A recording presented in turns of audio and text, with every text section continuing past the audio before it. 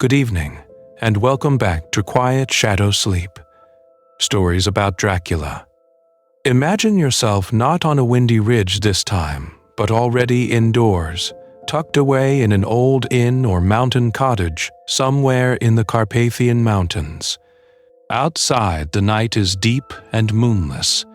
Inside, stone walls and low, smoke-darkened beams hold the chill at bay, and a single hearth fire has burned down to a low, breathing glow. Now, dim the lights in your own room as you picture this one. The last logs in the grate have fallen in on themselves, and the fire no longer roars. It whispers, soft hisses where sap still hides in the wood, an occasional sigh as a coal collapses, a faint crackle like distant footsteps in dry leaves. The embers pulse from orange to dull red and back again, as if the cottage itself is asleep and dreaming. You sit in a wide wooden chair that has known centuries of travelers, its arms polished smooth by hands long gone. A thick wool blanket rests over your knees, rough but warm, smelling faintly of lanolin and the smoke that seeps into everything in these lands. The air tastes of pine and ash. Somewhere beneath it, just at the edge of notice, there is the older scent of stone that has seen too many winters. Listen. Far away, through the heavy walls, a church bell tolls the hour from a village hidden in the valley below. Each note crosses forests and ravines to find you here. Slow, measured, echoing. With every strike, you feel the distance between your own bed and this imagined room stretch and then fold, until the centuries between your world and the world of this story seem very thin indeed. Tonight, we travel without moving. Outside the cottage, the wind runs down from the jagged peaks, slipping through dark firs, rattling wooden shutters, worrying loose tiles on old roofs. It moves like a living thing through the branches and chimneys, carrying with it the dry rattle of leaves, the faint bark of a dog that has decided it will not chase this particular shadow. Inside, though, you are safe enough at least to listen. The only movement is the slow dance of light and darkness along the stone. Flames lick low, throwing long, uncertain shapes that stretch and shrink across the floor, then vanish. On the small table beside the hearth, those same restless shadows pass over a single waiting object. It is a letter. Folded once, then again, its paper yellowed and slightly curled at the edges, as if it has been warmed and cooled by many fires before this one. A circle of cracked red wax still clings to the flap, though the seal itself has long since broken. On the outside, in a careful, slanting hand, no name greets you. Instead, a line, to the one who finds this by the dying fire. Names matter. Yet here, at first, there is only that invitation, or perhaps it is a warning. Your fingers, in this imagining, rest lightly on the brittle edge. The ink inside is brown with age, the letters thin and elegant, shaped by someone who lived in a time when every stroke of the pen carried weight and consequence. You do not read the words yet. You only feel the presence of a voice waiting across the years. Your eyes drift, following the slow curve of the script, down the page toward its end. There, beneath the final line, in an archaic, practiced hand, a single word waits in the wavering firelight. Dracula. Your fingers hover over that name for a moment, as if the ink itself might still be warm. The fire gives a slow, patient crackle, and in the hush that follows you slide a thumb beneath the brittle wax and feel the old seal resist. It yields with a soft, reluctant snap, like a door that has not been opened in centuries. The paper sighs as you unfold it. The texture is rough beneath your touch, thick and fibrous, a kind of handmade defiance against time. The edges are browned, the center still pale, and as the sheet opens fully, the careful script gathers itself into a voice. You do not hear it with your ears, but with that quieter place just behind your thoughts, as the first line seems to rise from the page. I was not born a monster. Imagine yourself reading those words aloud, barely above a whisper. The letter continues in the first person, each stroke of ink a measured confession.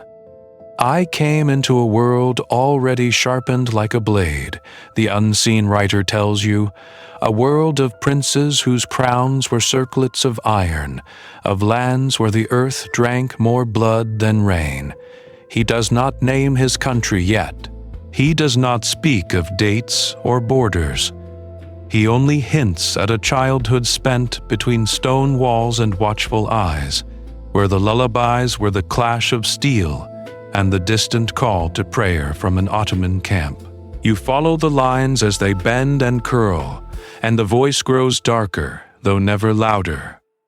It speaks of battles glimpsed first as a child from behind a curtain, of banners torn down and raised again, of betrayals that arrived not with a shout, but with a quiet knock at the door. It remembers nights when fear lay over the fields like fog, and mornings when ravens outnumbered the living.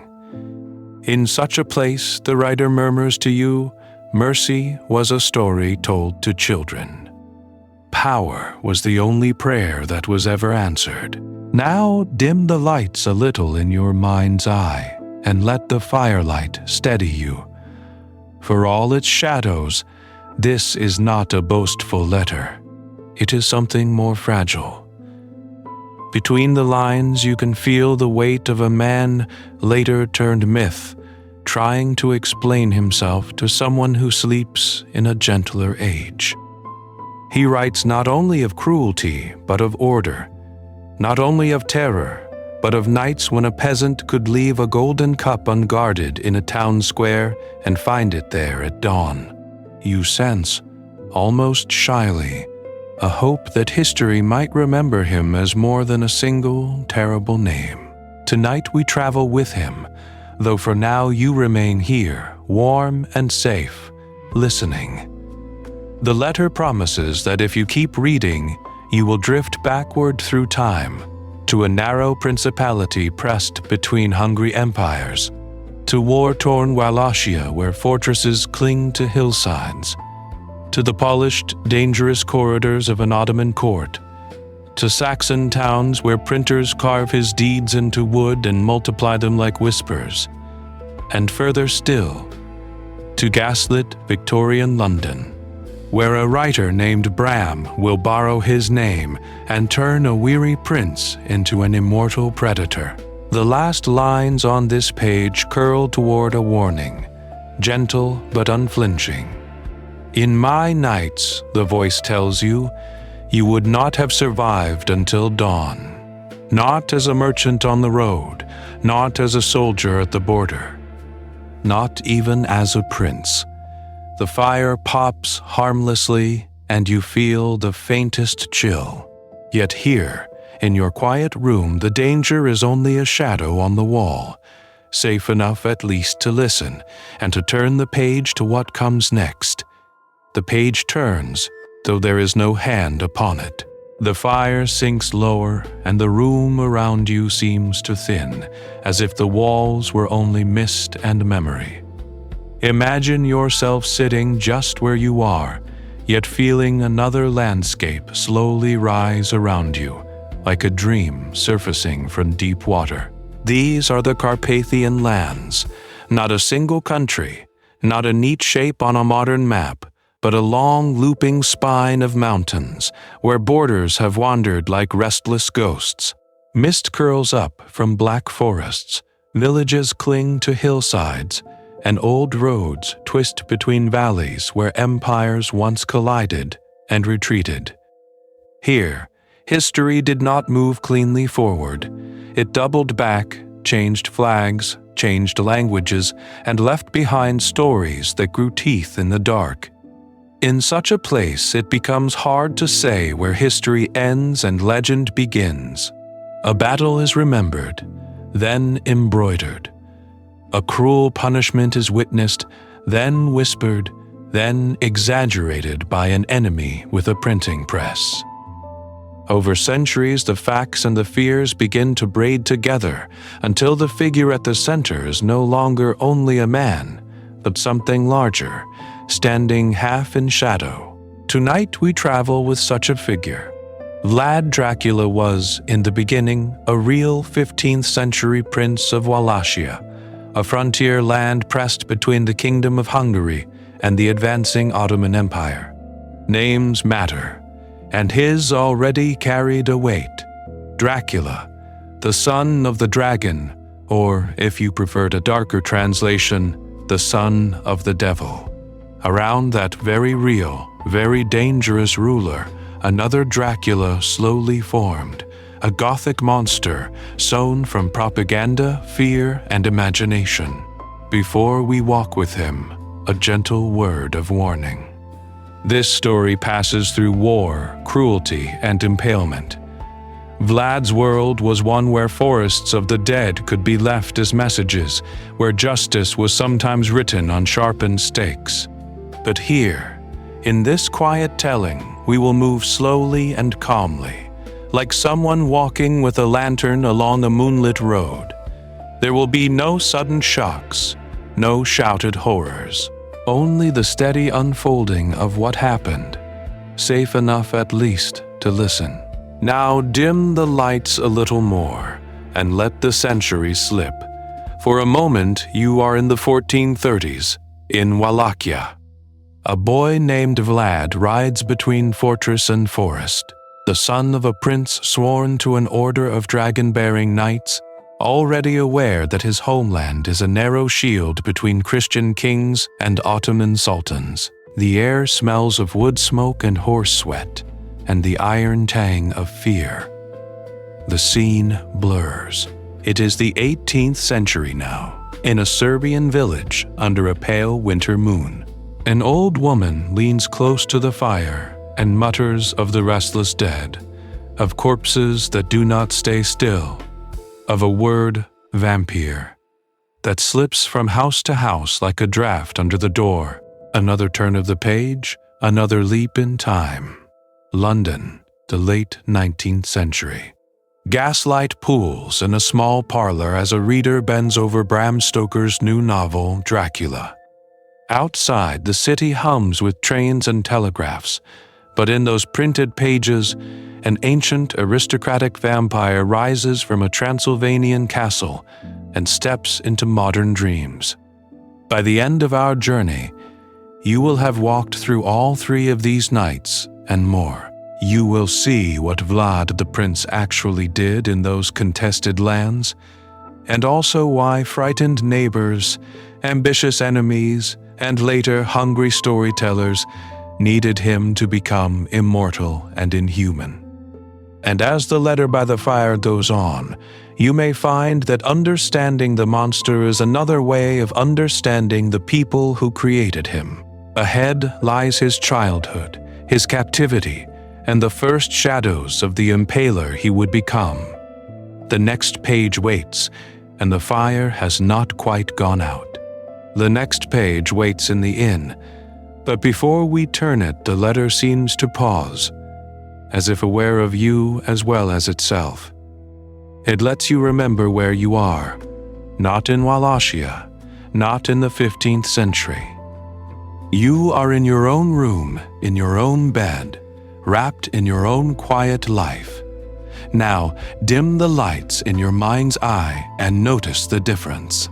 Around you are familiar shapes, a door that locks cleanly, windows that close against the night, soft fabric instead of rough wool or armor. Somewhere a small machine hums, a street lamp glows, or a radiator ticks. These are not the sounds of armored riders or messengers breathless with bad news. They are the harmless background music of an ordinary evening. Imagine yourself lying back, shoulders sinking into the mattress, pillow cupping your head. Your jaw can loosen. Your hands can uncurl. You are surrounded by walls that have never seen a siege, a roof that has never watched for Ottoman banners on the horizon. The only watch you keep tonight is over your own breathing, slow and steady, rising and falling like a gentle tide. The horrors we speak of belonged to other lands, other centuries. In Vlad's Wallachia, a knock at the door after dark might mean soldiers seeking a deserter, tax collectors counting every animal, or a nervous boyar summoned to a prince whose temper could end in impalement. A candle blown out too quickly could hide conspirators. A whisper could be treason. Here, for you, a late knock is more likely a neighbor with a misplaced parcel, or a package that will simply wait until morning. This is the quiet bargain of this story. Their danger becomes your comfort. What once made hearts race now arrives to you as a soft, measured voice, a history turned into a bedtime tale. The forests of the impaled, the golden cup left untouched in Targovishch Square, the prince who ruled by fear and rough justice, all of it has passed through so many mouths, so many pages, that the sharp edges have worn smooth. They are, at this distance, safe enough at least to listen. Tonight we travel, but only in the gentlest way. As the letter by the fire continues, you will not walk those muddy roads yourself. Instead, you become something like a ghostly observer, drifting high above castle towers and border rivers, unseen and untouched. You may hover over the boy Vlad riding toward the Ottoman court, over battlefields where armor rings and banners snap, over inn tables where Saxon merchants whisper his name. Names matter, but yours is never spoken there. You carry no sword, sign no treaty, choose no side. You only witness. And even that you need not do too closely. If your thoughts wander, let them. If your eyelids grow heavy, allow them to fall. You can drift in and out of the story as sleep approaches, missing nothing essential, because the letter will go on without demanding anything of you. Each breath slower, each muscle softer, you remain where you began, in your own bed, utterly safe, listening to monsters from very, very far away. And as you rest there, utterly safe, listening to monsters from very, very far away, there is one small human thing I should whisper to you before we follow the letter into the dark. Now, dim the lights a little more in your mind, if you can. Let the room around you blur at the edges. If you find a certain comfort in these long, winding histories, in the way a real 15th century prince can drift into a legend of fangs and velvet capes, you might perhaps consider letting this channel stay with you. A quiet tap to like or to subscribe is like placing another small log on the fire. Not necessary for its survival tonight, but it helps the flames burn a little steadier for future wanderers. There is no rush, no demand. You are safe enough at least to listen without doing anything at all. If your hands are tucked under the blanket, if your eyes are already heavy, you can leave them just as they are. Imagine yourself simply breathing, while somewhere far away, a small red light says that another soul has chosen to keep traveling through these shadows with us. It is a kindness, not an obligation. If you are still awake, though, and if your thoughts are not yet entirely claimed by sleep, I would like to ask you a very gentle question. Down below this story, there is a place where words can be left, like notes slid under the door of an inn. When you have the strength, would you tell me where and when you are listening from? Just a city, a country, a time of night or morning. In my mind, those comments become their own map of the night, lamps glowing in Tokyo apartments while Vlad's childhood in Wallachia unfolds. Dawn just touching the Thames as someone in London lets this history carry them through the last pale minutes before work. Midnight in Sao Paulo, where the name Dracula rides in on the hum of distant traffic and the occasional barking dog. Somewhere, perhaps, a student in Istanbul listens to tales of the Ottoman court, hearing the echo of their own city in the clatter of hooves and armor. Later, when the recording is done and the house has gone quiet, I sit and read those messages one by one. Short lines, longer reflections, a single word, or just a time. 2:13 a.m. Each one is a candle in a different window. Names matter, and so do places, and for a moment the story stretches from forests of Transylvania to high-rise balconies and small village kitchens, all joined by this wandering prince. But remember, you owe nothing to the night. You may drift, unregistered and unnamed. Through this tale, the story will still be here, patient as stone. If you never press a single button, if you never write a single word, you are still welcome to return whenever sleep is shy and the world feels a little too sharp.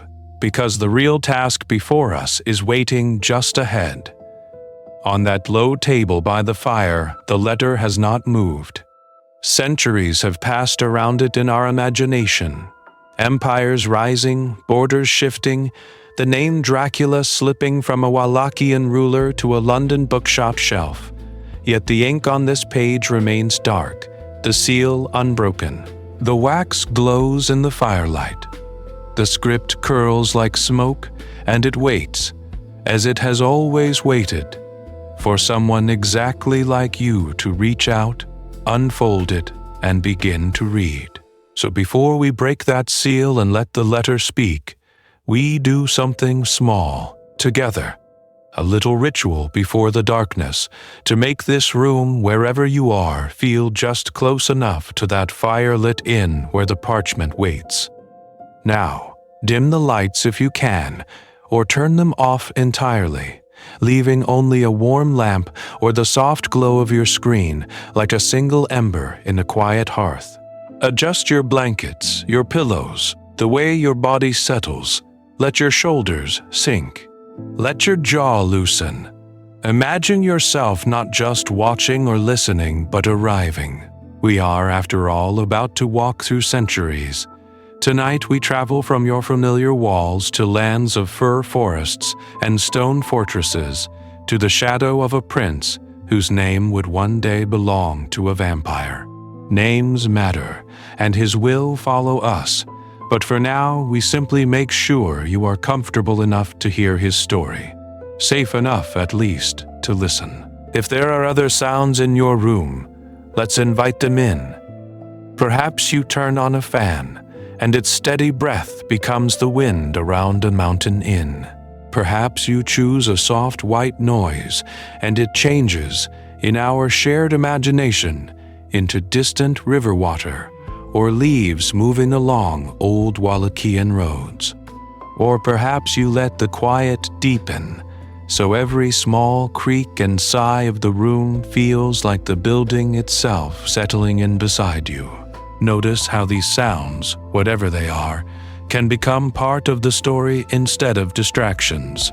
The hum of a heater becomes the low murmur of travelers downstairs. A car passing outside turns into a cart rattling over cobblestones. For a moment, the modern world is politely asked to play along. And the day you have just lived, let's set it gently to one side. The messages, the unfinished tasks, the little frictions and worries that like to rehearse themselves at midnight, imagine placing them in a small wooden box on a shelf just out of reach. They will be there in the morning, but not now. Tonight, the only dates that matter belong to the 15th century, when the Ottoman frontier burned and a young hostage named Vlad learned what power felt like. Pattern interrupt. Notice your breath, the simple in and out of air. For a heartbeat, forget Dracula, forget empires, and feel only that. Then, as you exhale, let the room around you begin to soften. Walls blur at the edges, corners gather a thin, silvery mist. The screen in front of you, the lamp at your side, float like islands in a slow rising fog. We are still here, you and I, but the inn by the fire is here too, overlapping, as if 2 centuries were printed on the same page. The chair beneath you becomes an old wooden bench. The blanket over you, a travel cloak shaken free of snow. The faint glow in your room folds into the red-gold light of that waiting hearth, where the letter lies exactly where we left it, the wax catching the flame. As your room dissolves, the ink on the page seems to darken, as though freshly written. The year outside the inn door is no longer yours. It is the age of falling Constantinople, of trembling borders, of a small principality named Wallachia, standing in the shadow of the Ottoman Empire. And in that shadow, a hand, you cannot yet see whose, has just finished writing the first words you are about to hear. The story begins in the year 1431. Tonight we travel to a world that feels close enough to touch, yet lies 6 centuries behind you, in the early 15th century, a generation before the fall of Constantinople. Europe trembles on the edge of change. Kingdoms shift like shadows at dusk.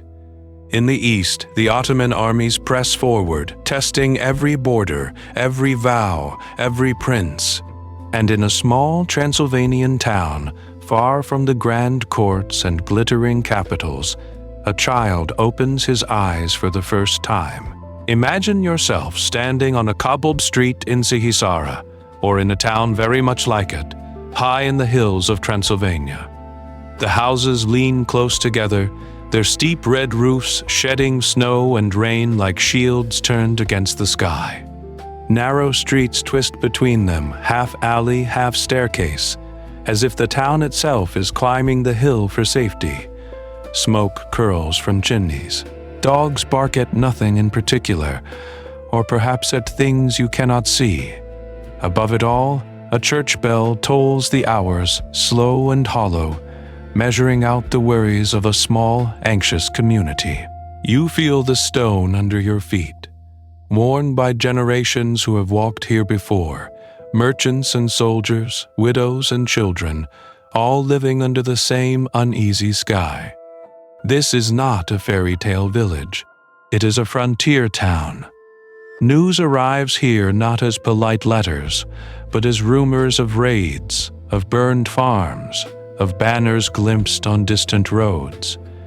Yet inside one modest but well-guarded house, there is a different kind of tension tonight.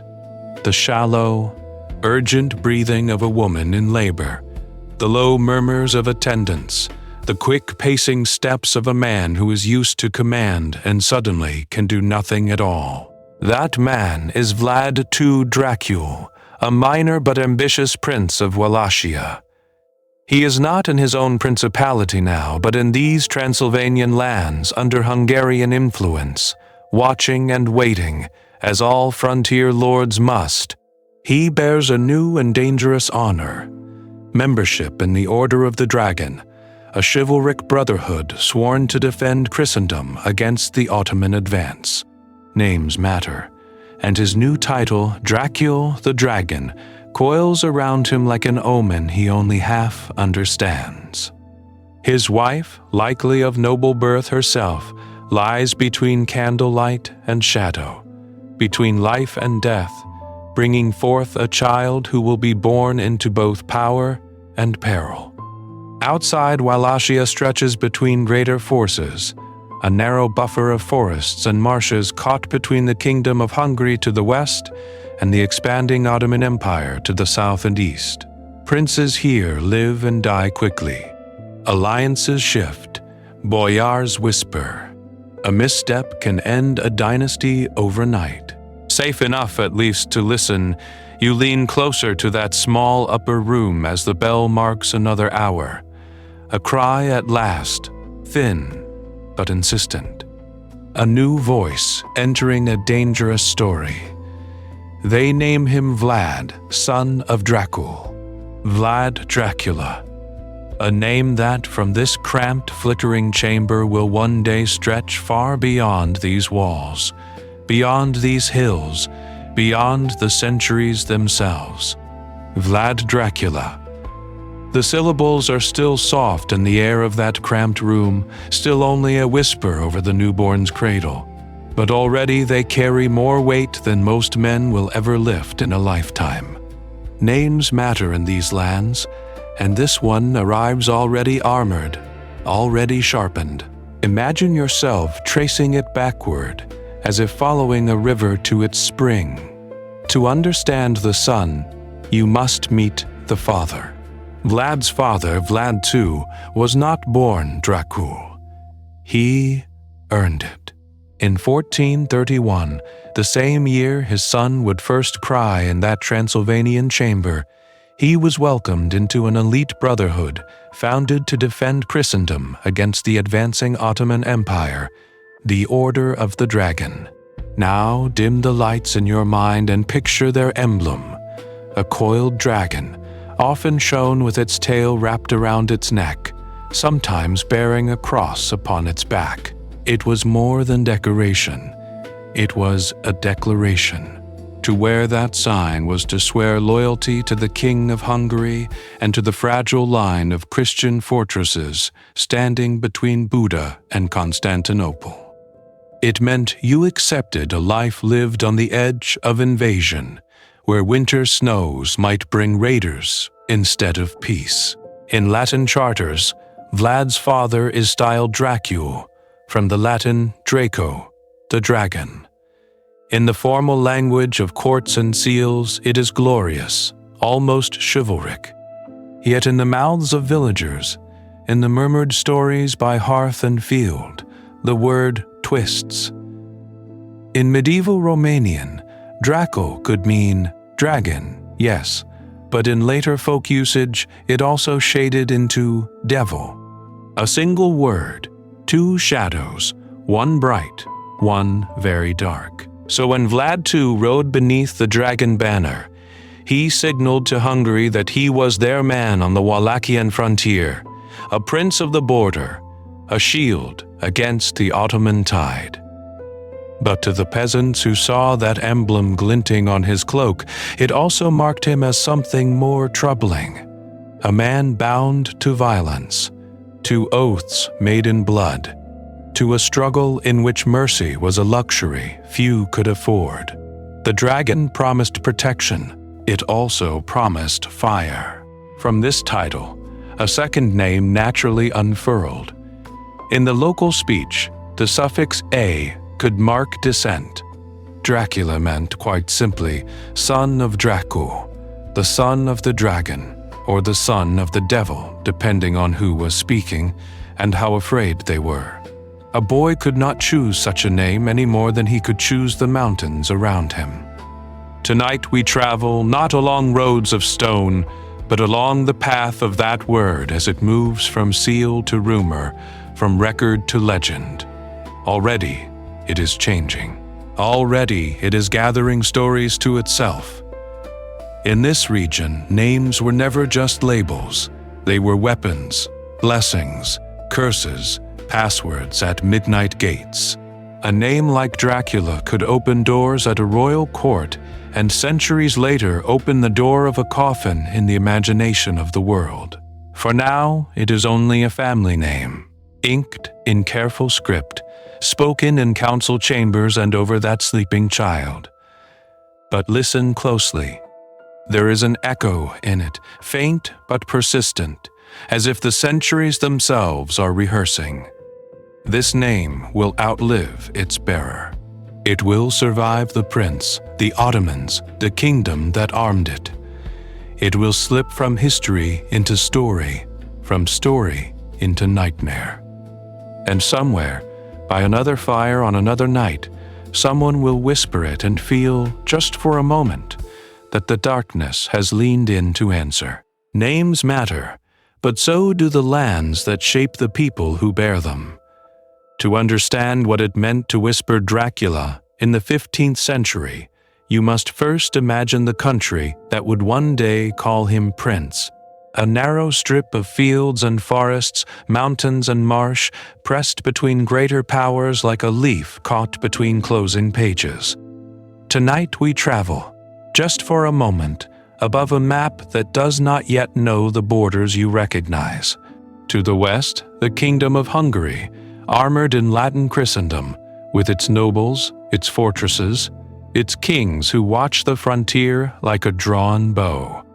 To the south and east, the Ottoman Empire, young, ambitious, and relentless, pushing up through the Balkans with cannons, cavalry, and a new kind of confidence after the fall of Constantinople. And between them, small, stubborn Wallachia, a buffer state in every sense, living in the shadow of other men's empires. Imagine yourself standing at that frontier.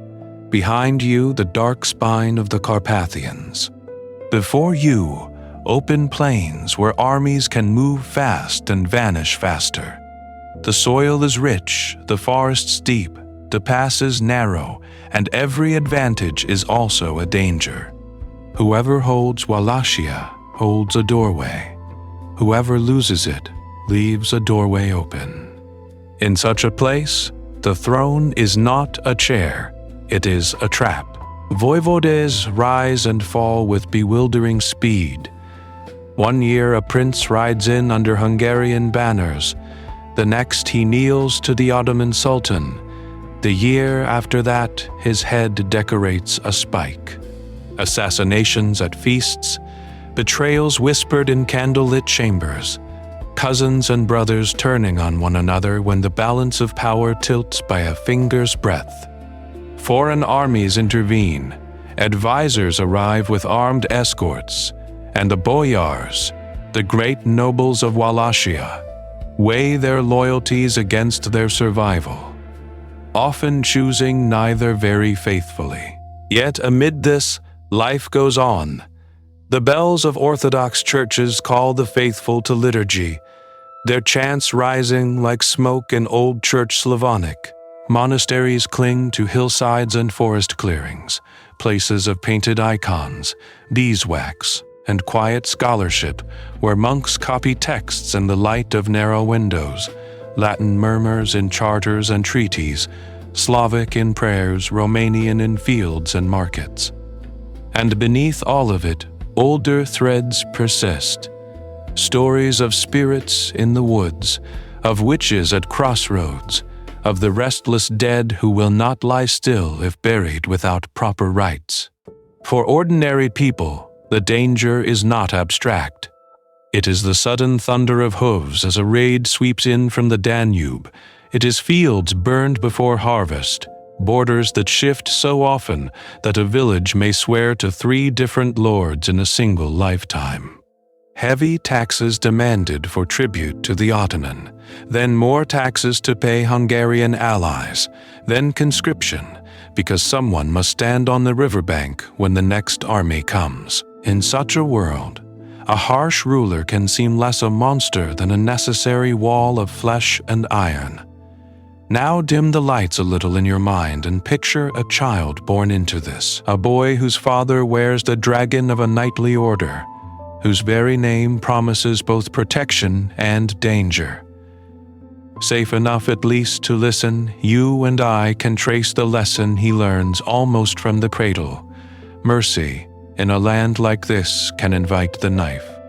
And as the fires along the frontier flare and die, that lesson waits, sharpening itself inside him, preparing for the night when the dragon's son will be asked what kind of shield he is willing to become. So imagine yourself not at the frontier now, but inside its beating heart, a stone courtyard in Tardaviste, pale with early frost, where a small boy stands with his hand on a horse's warm neck. The animal snorts, breath pluming in the cold air. Somewhere above, a raven complains from the roof tiles. It is a quiet moment, or it would be, if not for the ring of steel at the gates. Guards move constantly around him, boots crunching on gravel, spearheads glinting. Their eyes are never quite soft, even when they smile at the prince's son. Behind the boy, a door stands open into a dim hall where his mother hums a low lullaby in an old tongue, the tune threading through the clatter of armor and the murmur of men arguing about Hungary, about the Ottoman Sultan, about tribute and betrayal. Childhood for Vlad means wooden toys on a rush-covered floor, and maps pricked with daggers on the table above his head. Now dim the lights in your mind and step a little closer. You see Vlad and his brothers racing across the flagstones, chasing each other between barrels and saddles, their laughter echoing off the walls. A dropped ball rolls to the feet of an armored captain, who bends, returns it, and then goes back to discussing which boyar might switch sides next. Play and plot share the same narrow space. The boys learn to read faces almost before they read letters. Visitors arrive in bright processions, Hungarian envoys in fur-lined cloaks, Ottoman emissaries in layered silks, each bearing gifts and hidden knives of meaning.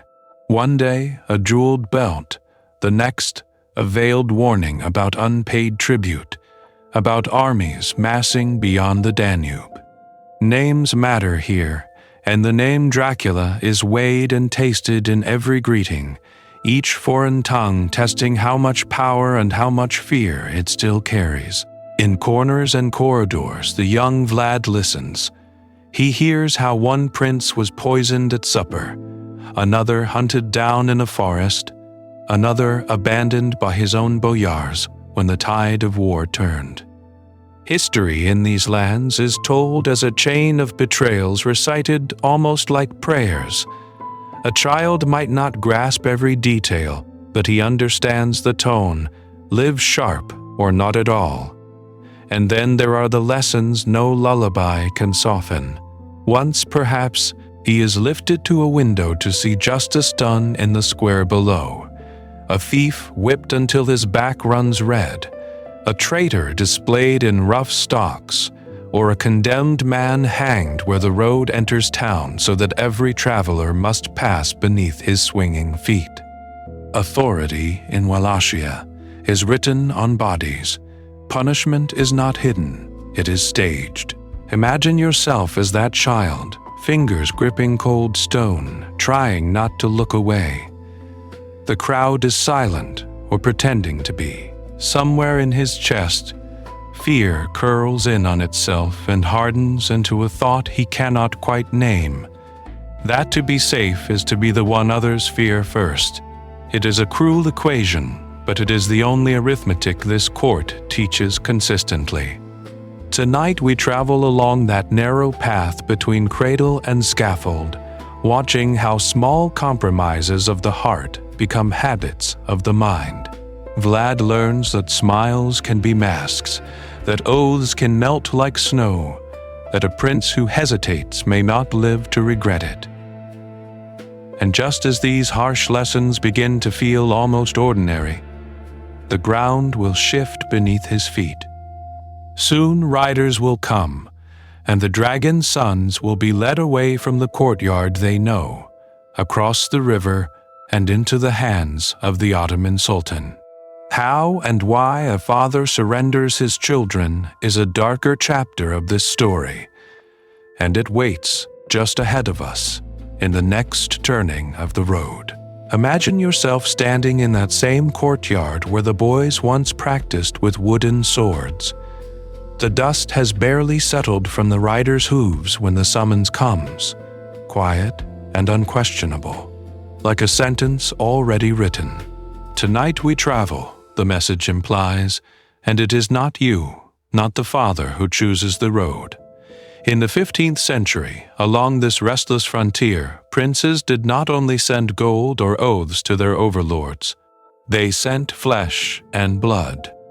Sons, hostages, though the word was wrapped in silk and called guarantees of loyalty. Wallachia, wedged between Hungary and the rising Ottoman power, lived by these bargains. If a ruler swore fealty to the Sultan, he might be asked to send a child to the Ottoman court, a living pledge that he would not turn his cloak. Names matter, but in this game, it is the bodies that are counted. Now, dim the lights in your mind and picture the morning of departure. The sky is a pale, washed-out blue, the kind that makes every sound seem sharper. Vlad, perhaps 12 or 13, stands beside his younger brother Radu. Their cloaks are too fine for a simple journey. Their horses are saddled not for a visit, but for an absence. Around them, Ottoman guards wait with practiced stillness, turbans bright against the gray stone of the Wallachian court. Their father, Vlad Dracul, looks from one son to the other. He knows the rules of this grim diplomacy. If he rebels, if he joins the wrong crusade, if he hesitates when the Sultan calls, the boys can be punished, beaten, imprisoned, killed. You can almost feel the weight of that knowledge pressing on his shoulders as he lays a hand on each child's head in turn, a blessing that is also an apology. No one says the words aloud, but all of them understand. Your lives are the price of my throne. The road south unwinds beneath their horses' hooves. Forests thin. Villages change. You ride with them in your imagination, watching the familiar wooden churches give way, step by step, to new silhouettes. Minarets rise where bell towers once stood, slender fingers of stone pointing toward another sky. The air grows warmer, dustier. The language in the markets shifts. The call to prayer drifts over the rooftops instead of church bells. Vlad watches, jaw set, resentment coiling in him like a sleeping snake. Radu, softer, more curious, listens to the strange melodies and wonders. They cross the Danube, that broad, slow artery between worlds, and the bargain becomes real. On one bank, the lands of their fathers. On the other, the Sultan's vast domain. History will later remember Vlad as a prince of terrible punishments, but here he is only a boy, staring at the water and understanding that if his father falters, that same water may one day close over his own body. At last, the road delivers them to the Ottoman court. Walls rise like cliffs, white and sunstruck. Courtyards bloom with fountains and tiled pavilions, silk-robed officials moving like bright fish in a marble sea. It is overwhelming, ordered, beautiful, and utterly foreign. Safe enough, at least, to listen, you stand beside Vlad at the great gates as they swing inward, and you feel a different kind of chill. What will this polished, powerful world make of a dragon's son? And what, in turn, will he learn to become within its embrace? You pass beneath the arch with him, and the world changes. Stone cools beneath your feet, light softens on carved marble, and above it all, the first call to prayer rises, a silver thread of sound unwinding over courtyards and domes. Imagine yourself standing with Vlad in that sound. The muezzin's voice drifts across tiled roofs, over fountains where water falls in patient, perfect arcs, over soldiers whose armor catches the dawn like a line of small suns. The air is thick with incense and spices, cardamom and cinnamon, lamb roasting somewhere unseen, rose water poured into brass basins. Silk robes whisper as officials pass, their colors deep as pomegranate seeds, their turbans wrapped with mathematical care. Bare feet slide over cool mosaic floors, blue and white and gold. each tile a careful decision, each pattern a reminder that order can be beautiful and absolute. Tonight we travel not through dark forests, but through corridors of polished stone, where power is measured in quiet gestures. Here, in the Ottoman court, a foreign prince is given rooms, tutors, and weapons. He is taught Arabic prayers, Turkish phrases, the elegant bow of a courtier, the hard, efficient grip of a soldier. He learns to read the Quran aloud, to trace maps of distant lands, to calculate the pay for a regiment of Sipahi cavalry. He is honored at banquets, seated where all may see him, and he is never allowed to forget that he is at heart a hostage. Names matter, and here they call him not simply Vlad, but the son of Dracula, the dragon's boy held on a silken chain. Guards follow at a respectful distance. Doors close softly behind him. A misplaced word, a careless glance at the wrong vizier, and the warmth in the room turns to glassy cold. It is a cage with cushions, a prison with embroidered curtains. Outside, discipline rules. You walk with him along the inner walls, past lines of janissaries drilling in perfect time, their movements so precise they seem almost like a single creature breathing. Drums beat, boots strike, spears flash. Then, without warning, the pattern shifts. One morning where yesterday there was only packed earth, posts stand upright in the sun. Now dim the lights in your mind and look only at the shapes. Bodies raised high, some already still, some not yet. The smell of spices is drowned by iron and dust. Public executions, floggings, impalements. The empire's lessons written on human skin. A thief left hanging as the call to prayer washes over him. A rebel's head displayed at a gate he once swore to defend. This is order too, the young prince is told. This is how a realm the size of continents stays quiet. Resentment coils in him like smoke. He hates his captors, hates the way they turn suffering into ceremony. He hates, perhaps even more, the thought of his father signing the treaty that delivered him here. Yet as he watches the soldiers wheel and turn, as he sees how swiftly fear moves through a crowd, another feeling creeps in, a reluctant, bitter respect. The Ottoman machine is vast, but it is not clumsy. Its cruelty is not random. It is a tool. Safe enough at least to listen, you stand beside him as he begins to understand. Power is not only swords and banners, it is spectacle. It is the knowledge that punishment will come and that it will be seen. In the long evenings, under crescent moons, he turns these thoughts over like blades being sharpened. One day, he tells himself, he will leave these courtyards. When he does, he will carry their methods with him back across the Danube, back to his own troubled lands.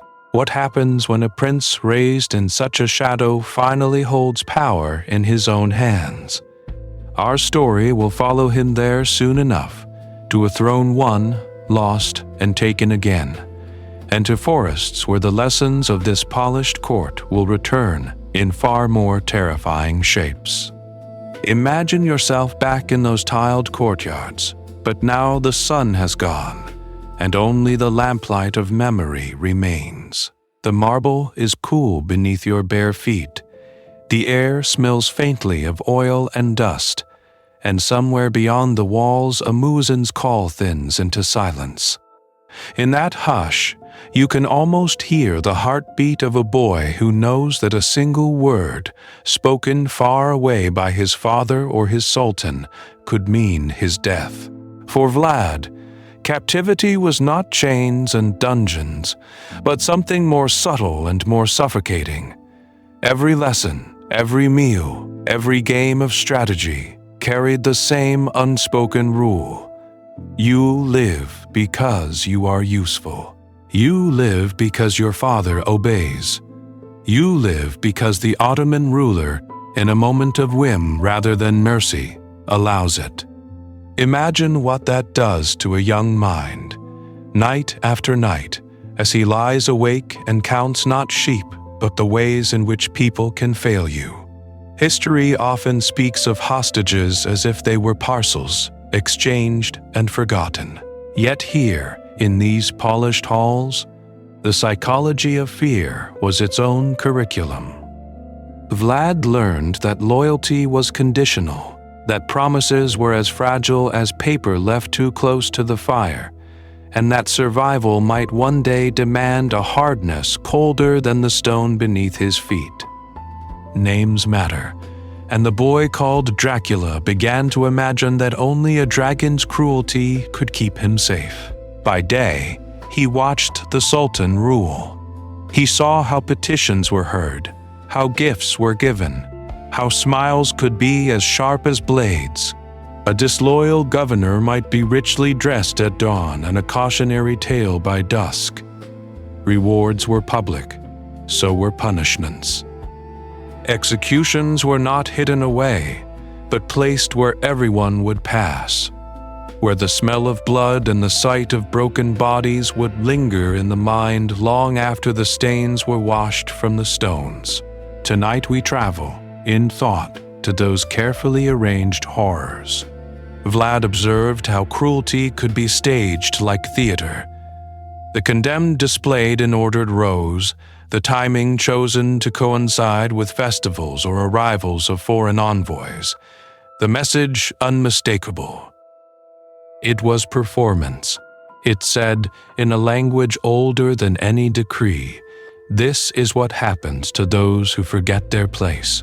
Beside him, another boy watched the same scenes and drew very different lessons. Radu, fairer, softer in manner, began to adapt.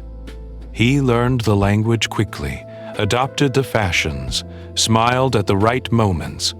In time, he would be called Radu the Handsome, a favorite at court, his loyalty bending toward the Ottomans like a reed in the wind. Vlad, by contrast, stiffened. Every courtesy felt like humiliation, every kindness like a test. The same stage produced two actors with opposite roles, one who would serve this empire and one who would one day try to burn its shadow from his lands. Safe enough at least to listen, you can trace the slow crystallizing of a philosophy. If your life can be ended on a whim, then you must become the one whose whims others fear. If fear can be arranged like a spectacle, then rule itself becomes a kind of dark choreography. When Vlad finally crossed back over the Danube, he did not return simply as a freed hostage. He came home carrying languages, scars, and a single terrible lesson. In a world of shifting loyalties, you rule by terror, or you are destroyed by it. And in Wallachia, where betrayal grew as thick as the forests, that lesson would soon find very fertile ground indeed. In Wallachia, word travels faster than riders. It slips along cart tracks and river paths. It curls like smoke beneath cottage doors.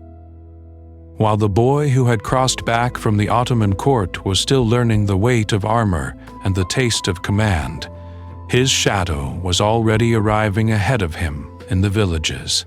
Imagine yourself in one of those villages on a winter night.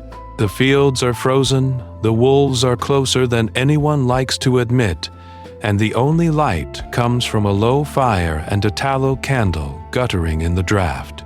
Around the hearth, peasants lean in, rough hands wrapped around wooden cups, voices dropping as they speak of the absent prince's sons. One dead, they say, two taken, and now perhaps one returned from the land of the Sultan, changed in ways no Christian child should be. They imagine the captivity because they must. Iron rings on small wrists, foreign words shouted in marble courtyards, The boy forced to watch as prisoners are punished in ways the villagers can barely describe. In their telling, every blow, every order, every execution method the Ottomans favored is pressed like a seal into the soft wax of a young mind. History is murky here, but fear is very clear. Soon, early rumors begin to gather around the name Vlad. Names matter, and this one, Dracula, already tastes of dragon and devil on the tongue. A shepherd swears he saw the boy once, years ago in Targust. How the child's stare was too still, too steady, as if he were counting something behind your eyes. A trader claims that at a feast the young prince said almost nothing, only watched the soldiers and quietly asked a captain which punishments made men die fastest and which made them die slow. Are these memories or inventions offered to pass a long night? No one can say. Yet from such whispers, an uncanny aura begins to cling to him. He is the boy who does not look away when the axe falls. The boy who asks how deep a stake must be driven so that it will not topple. Here, the letter by the fire seems to sigh. I heard them long before I ruled them, the inked voice confides. Their gossip stitched a mask for me, stern, unblinking, merciless. I put it on to frighten my enemies, and in time I found there was no face beneath it. Only the mask and the work it demanded. Safe enough at least to listen, you feel how self and legend begin to blur. Tonight we travel further ahead and further away. Centuries later in London, a writer leafs through old chronicles and travelers' tales. He does not hear the whole story, only fragments. A Wallachian prince, a forest of impaled corpses, a name that hisses like a curse. From these scraps he spins a new creature entirely, something darker and more supernatural, a Dracula who drinks blood instead of merely spilling it. But before that ink is ever set to paper, before castle battlements rise in the English imagination, there is still the real Vlad, not yet Chepish, not yet the Impaler, just a boy and a gathering storm of stories about him. And in the next turn of our tale, those stories will be met with something far more solid than rumor. Wood, iron, and a field of stakes waiting for their victims. Those stakes are still only a promise, a dark sketch in the air. Imagine yourself standing not in a field of impalements, but in a council chamber thick with smoke and whispers. Candles gutter. Men in fur-lined cloaks lean close, their voices low, their eyes always measuring. Outside, the wind claws at the shutters. Inside, the future of a small principality called Wallachia is being traded like a coin passed from palm to palm. Names matter, and the name Dracula has begun to sound dangerous. Vlad's father, once the dragon prince who swore to defend Christendom, has tried to ride the storm between Hungary and the Ottoman court too long. One year he bows to Buddha, the next he sends tribute to the Sultan. Each oath soothes one master and angers another. In a land like this, where borders are lines in mud and snow, such balancing acts rarely end gently. Tonight we travel, just for a moment, to the end of Vlad's childhood. His father is ambushed, murdered in a marshy thicket. His elder brother is blinded and buried alive. Rival claimants rise at once, some backed by Hungarian steel, others by Ottoman gold, each promising stability and each plotting their own advancement. For a boy returning from the Ottoman court, thin and watchful, the throne of Wallachia is less a seat than a snare. The Ottomans move first. They see in young Vlad a useful piece, a prince who knows their language, who has eaten at their tables, who remembers the iron taste of being a hostage. With their support, in the autumn of 1448, he is pushed forward and briefly crowned. Imagine the feel of that circlet heavy metal on a still growing skull, authority that does not yet belong to him. His first reign lasts only weeks. He issues orders but hears snickering behind doors. He rides out, but the boyars ride more slowly, their loyalty always a little late, a little thin. When Hungarian-backed forces surge across the border, many of those same nobles simply step aside or quietly open a gate. Vlad flees in the night, his cloak torn, his escort dwindling, his title suddenly as fragile as the frost under his horse's hooves. In that flight, something hardens. He has seen how the boyars bow to one prince in the morning and another by dusk, how they weigh each ruler on a scale of personal profit. Raids slash across the countryside, villages burn, treaties are sworn on icons in the morning and broken before the wax has cooled. In such lands, what is a promise worth? Now, dim the lights a little further, and picture Vlad in exile, moving between foreign courts, a prince without a principality. He watches, he listens, he counts names. Safe enough at least to listen, you can almost hear the quiet vow forming in him, that if he ever returns, the throne will no longer be a snare, and the boyars will no longer be the ones holding the rope. He waits, he remembers, and somewhere, just beyond the horizon of this part of the story, those imagined stakes begin to take root in his mind, ready for the day when he finally has real power and no intention of sharing it. He waits, he remembers, and while he waits, the world rearranges itself around him like pieces on a chessboard he cannot yet touch. Imagine yourself following him now, not as a triumphant ruler, but as a displaced prince moving through cold stone corridors in foreign courts. Tonight we travel north and east with him, into Moldavia, into Transylvania, into those in-between lands where power is always borrowed, never owned. Candles burn low in drafty halls, heralds call out other men's titles, and Vlad is announced as a guest, a cousin, a petitioner, anything but what he believes himself to be. History scatters him between courts. At one moment he is in Moldavia, under the wary eye of a prince who weighs Wallachia like a coin in his palm. At another, he is in Transylvanian towns, among Saxon merchants who smile with thin politeness while remembering every unpaid debt and old insult.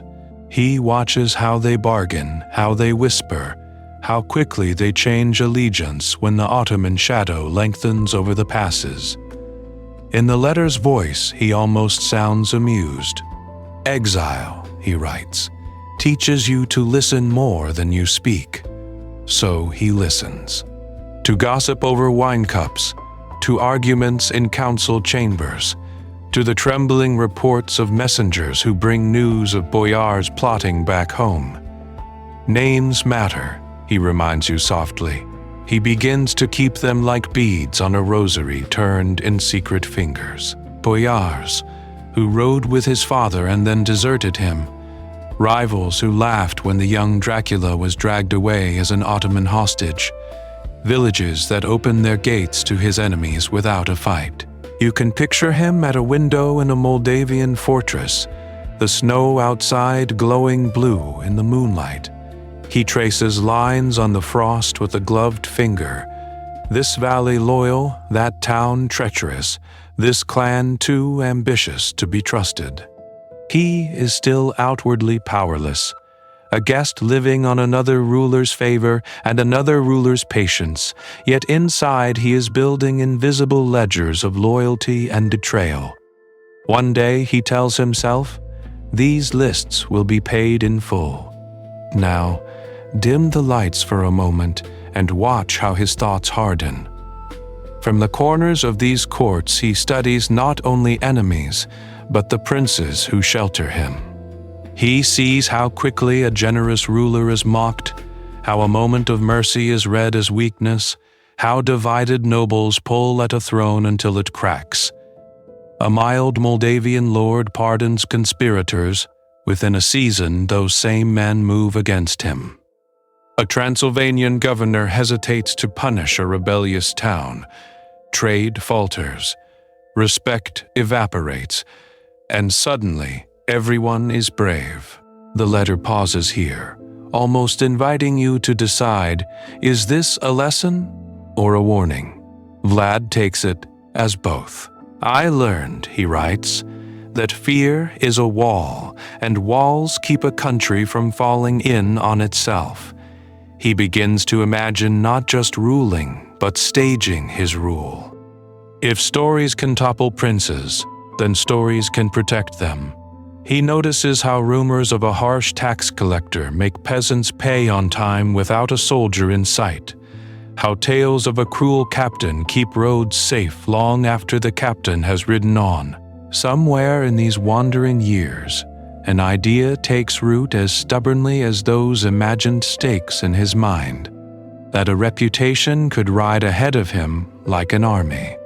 Forests of the impaled golden cups left untouched in town squares. Thieves nailed to their crimes. He is not yet doing these things, but he is already understanding the power of being believed capable of them. Exile does not break him. It tempers him, like steel held too long in the coals. When he finally turns his face back toward Wallachia, he carries no crown, no army of his own, only a memory sharpened to a blade and a new conviction that when he returns, mercy will be a luxury he can no longer afford. And in the quiet between the lines, you can feel it, the second rain gathering, like a storm building behind the mountains, unseen but inevitable, waiting for the first flash of lightning. The storm does not break all at once.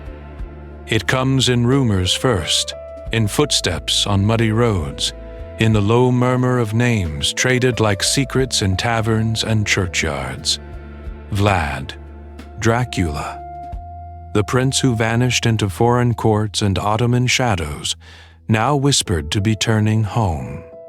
Imagine yourself walking the streets of Targovishte on such a night. The summer air is thick, the lamps burn low, and every doorway seems to lean in, listening. For years, Wallachia has been passed from hand to hand, princes rising and falling with the favor of Hungary, of the Sultan, of restless boyars who change allegiance as easily as cloaks.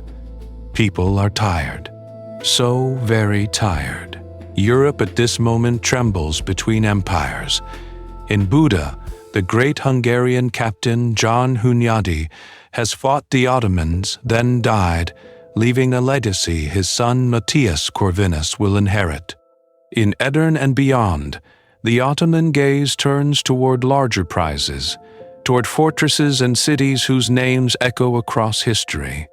Wallachia, that thin strip of land between, becomes, for a brief, dangerous instant, less a prize than a problem. And problems, if they are clever, can move. Vlad watches these shifting currents. With Hungarian backing, with the quiet nods of men who see in him a useful blade, he gathers mercenaries and loyal retainers, those few who still remember his father's banner and are willing to gamble on the son of the dragon. Names matter, and his is once again beginning to open doors and close throats. Tonight we travel with him as he rides toward Targovishte around the year 1456. Dust rises from the hooves of his column. Foreign soldiers in patched mail, local fighters with hard, expressionless faces, banners that catch the light of a lowering sun. Ahead, the capital's walls stand not proud but weary, stones darkened by rain and neglect. Now dim the lights in your mind and step inside the city. Windows crack open as the first riders enter. Townspeople peer out, bakers with flour on their hands, children clutching door frames, old men who have seen too many princes come and go. The air tastes of ash and expectation. No one cheers. They simply watch. On the hill where power lives, the boyars gather. Some have grown rich under rival claimants. Some were there when Vlad father and brother were betrayed. They calculate quickly, like merchants weighing silver. Submit and hope he forgets. Resist and hope he fails. They look down at the approaching prince and see not a child hostage returned, but a man who has learned to fold his rage very neatly. Vlad rides at the center of his column, straight-backed, his expression calm, almost detached. He dismounts slowly, letting silence pool around him. No wild proclamations, no theatrical displays. Just a quiet, controlled presence that says, "I am not asking." His priorities are brutally simple. Secure the throne. Break those who might oppose him. Make it clear that this time, Wallachia will not be ruled by committee. In the days that follow, invitations go out to boyars for feasts and councils. Some will leave those gatherings mounted on fine horses. Others will not leave at all. Old grievances are remembered with unnerving precision. Estates are seized, rival claimants swept aside, and the prince begins to weave a new order out of old fear. From the letter by the fire, the voice grows softer, almost reflective. To build order from chaos, it says, you must speak in a language everyone understands. Gold is persuasive. Faith is uncertain. But fear is fluent in every tongue. And as the first dark rumors of what happens to his enemies begin to drift out from Targoviste like smoke, you sense it. The storm has only just arrived, and the true shape of his rule is still hidden behind the next turn of the page. Fear, the letter continues, must sometimes be given a face. And on one bright spring morning in Targovist, Vlad shows many faces at once. Imagine yourself walking up the cobbled road toward the princely court. It is Easter, or near enough, the kind of festival when bells ring and embroidered sleeves flash with color, when lamb roasts on spits and the air is thick with incense and wood smoke. Noble families arrive in carriages and on horseback, cloaks trimmed with fur despite the softening weather, each house whispering that perhaps under this new prince there will be reconciliation, or at least the old familiar dance of ceremony and bribes. Inside the great hall, candles burn even in daylight, their flames trembling in the drafts that slip under the doors. Golden icons watch from the walls. Trays of wine and roasted meat move between long tables where boyars sit according to rank, rings glittering, voices low. Vlad presides at the high table, still and straight, a splash of dark amid the festival colors, his gaze moving over them like a weight. Tonight we travel back through his eyes as the letter's script tightens, the ink pressed harder into the page. He lets them eat. He lets the hall swell with talk and cautious laughter, with toasts to Christ's rising and to Walachia's future. Then, when the moment is ripe, he stands. The room stills. His first question seems almost harmless. How many princes, he asks, have you served in your lifetimes? One by one. The boyards answer, some boasting of long experience, some muttering numbers that climb far too high. 5, 10, more. Names matter, he reminds them, and each name they speak is also a confession. So many rulers, so many sudden deaths, So many convenient changes of loyalty. Vlad, who watched his own father and brother destroyed with boyar help, now recites the litany of betrayals back to them, prince after prince rising and falling, while the same families remain, fat and unshaken, like stones in a river of blood. The turn comes quickly. Orders are shouted.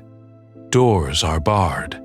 Some of the most notorious nobles are seized and dragged outside, the feast replaced by screams and splintering wood. In the yard beyond the hall, stakes stand ready, sharpened and waiting like a forest of pale, accusing fingers. There, before their peers, certain boyars are impaled on the spot, lifted slowly into the sky as if to pin their treachery where all can see it.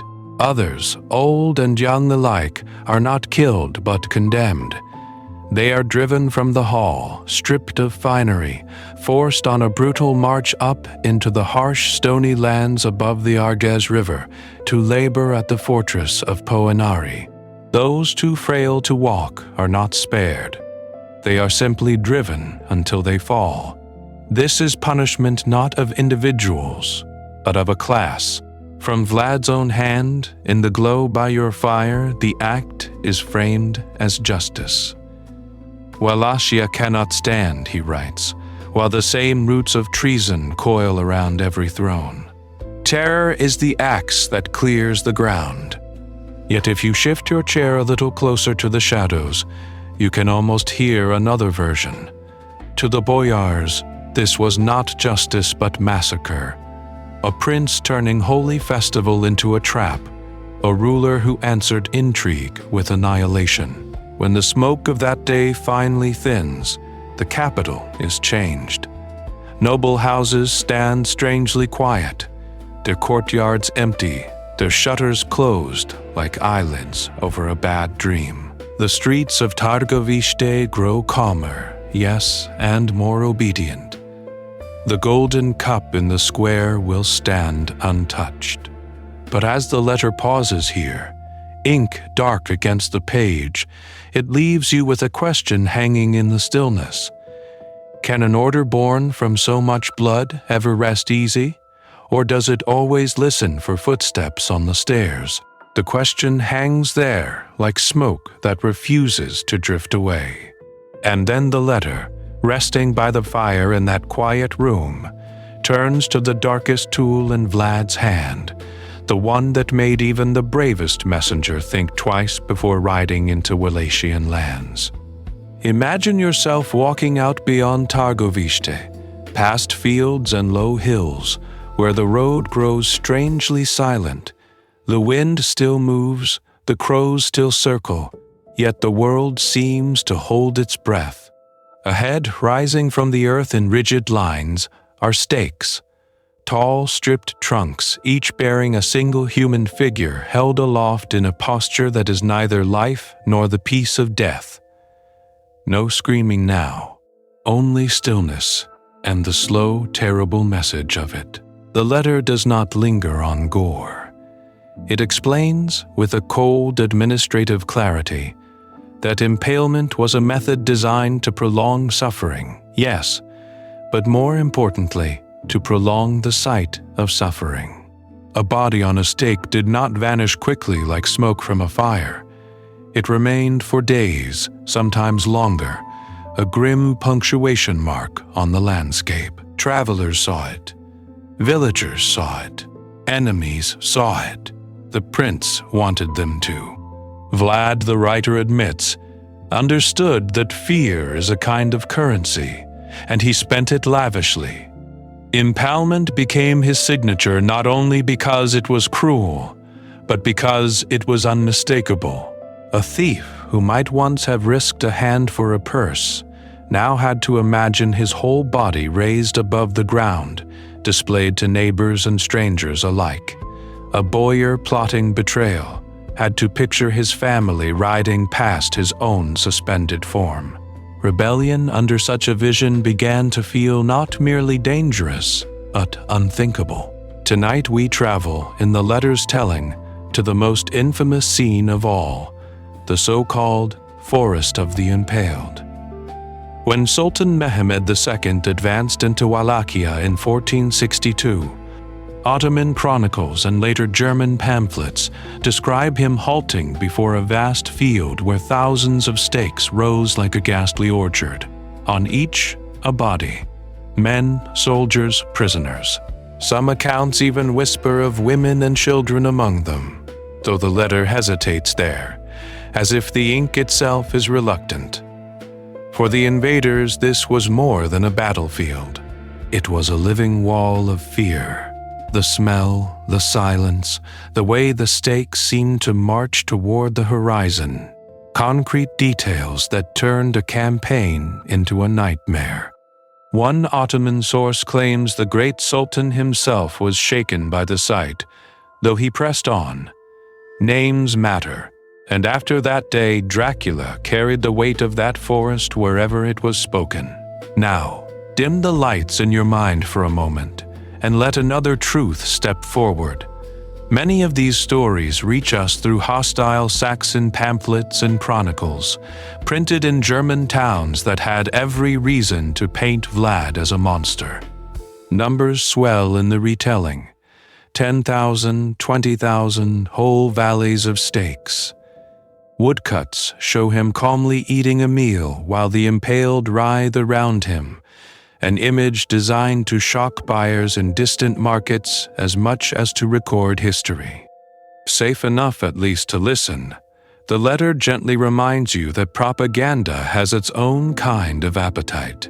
Did every stake exist? Did every number match reality? Perhaps not. Yet, in a way that matters deeply to this story, it no longer needs to. People in the 15th century behaved as though the tales were true. Merchants altered their routes. Envoys wrote in anxious, hurried lines. Neighboring princes weighed alliances with a man whose very reputation seemed to cast a shadow across maps. And so the forest of stakes becomes something larger than wood and bodies. It becomes an idea, a whispered warning that drifts ahead of armies and seeps into village gossip. Vlad wielded that idea as carefully as any sword. The letter pauses again here, the fire sinking lower, and hints that this was only the beginning. For once such a legend takes root, who can say what other shapes it will grow into in the centuries to come? The letter stirs again, as if some unseen hand has turned a page, and the voice you have been following lets the terror settle then, almost gently, offers a different kind of tale. Imagine yourself standing not in a forest of the impaled now, but in the market square of Targovist, Vlad's capital. The air smells of smoke and horse sweat, of bread cooling on wooden boards, of iron from the blacksmith's yard. Traders murmur. Children slip between skirts. A stray dog noses at a dropped crust. And at the very center of the square, where all eyes can see it, stands a single gleaming object. It is a golden goblet, heavy and bright, resting on the lip of a public fountain. Anyone may drink from it, the prince has declared. The water is for all. But if anyone steals the cup, if it vanishes even for an hour, the one who took it will wish they had never been born. The threat needs no elaboration. In a land where forests can become instruments of punishment, imaginations fill in the rest. Days pass, then weeks, then months. The goblet remains. Men with rough hands and empty purses walk by. Travelers from distant lands, who have heard of nothing but war and Ottoman raids, stare in disbelief. A cup worth a fortune, left in the open air, and no one dares to slip it beneath a cloak. It glints in the sun, is rinsed in cold water, is lifted to thirsty lips. But it is never stolen. Here, the letter suggests, is another kind of legend. Not of blood and screaming, but of order so absolute that even thieves grow cautious. Even the desperate think twice. Under such a ruler, the roads become strangely quiet at night.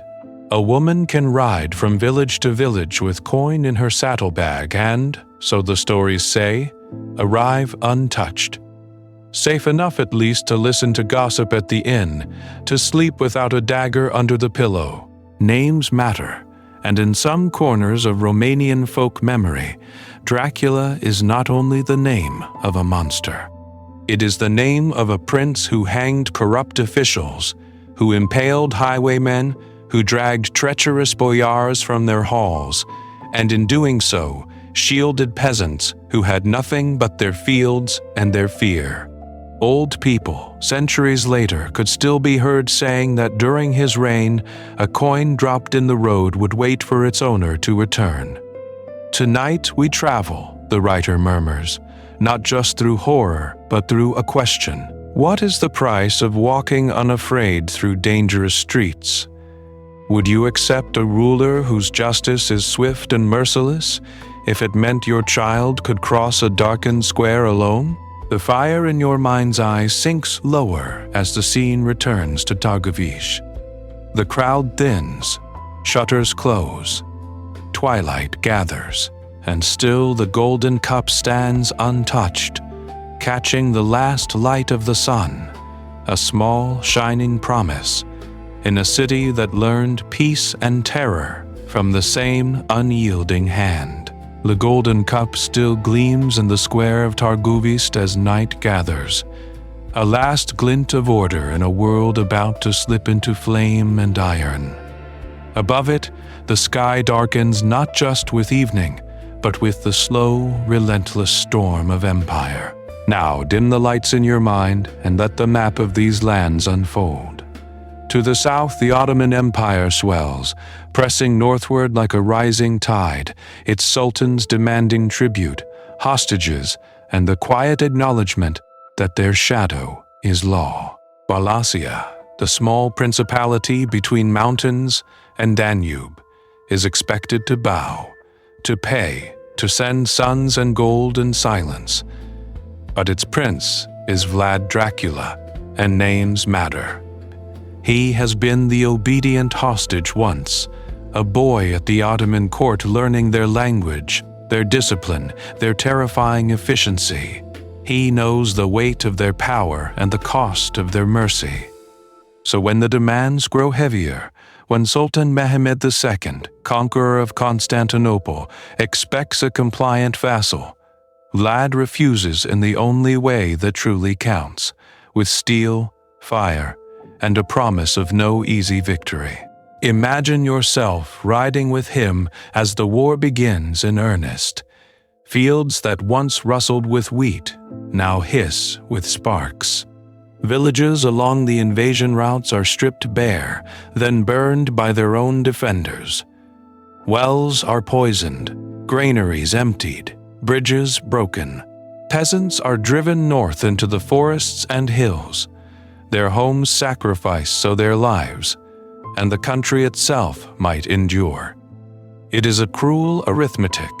Better hunger and ashes now than chains and conquest forever. Mist curls over blackened timbers, and the Ottomans advance into a land that seems to be dying beneath their boots. Night after night, small Wallachian bands strike like ghosts, cutting down stragglers, vanishing into ravines, leaving only hoofprints and fear. This is not the clean, ordered battle the Empire prefers. It is a war of disappearance, of roads that yield nothing, of villages that offer only smoke. Then comes June 1462, and with it the most famous stroke. Tonight we travel to the banks of the Danube, where Mehmed's vast camp sprawls, a city of tents and banners breathing in the warm dark. Torches gutter in the wind, casting long, shifting shadows over horse lines and sleeping soldiers. Somewhere beneath a silken pavilion lies the Sultan himself. Vlad chooses the night. Disguised, guided by scouts who know the Ottoman tongue and habits, he leads a small force into that sea of canvas and rope. The signal is given, and suddenly the darkness erupts. Torches flare, arrows hiss, drums pound. You hear shouted commands in Turkish, in Greek, in Balkan dialects, all colliding into a single roar of confusion. Horses scream, steel flashes, tents collapse like wounded beasts. Imagine yourself in that chaos, the air thick with smoke and terror, not knowing which shadow holds friend or foe. Vlad drives toward the Sultan's quarters, cutting a path through guards who wake too late, who never expected the hunted prince to become the hunter in their very midst.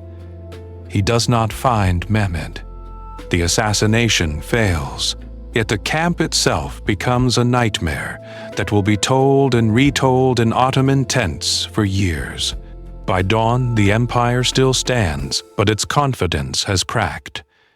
As Mehmed pushes on toward Targoviste, expecting at last a decisive victory, he finds instead another message.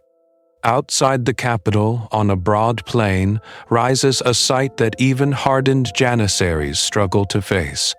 Thousands of bodies, enemies and traitors alike, raised on stakes, swaying gently in the morning breeze.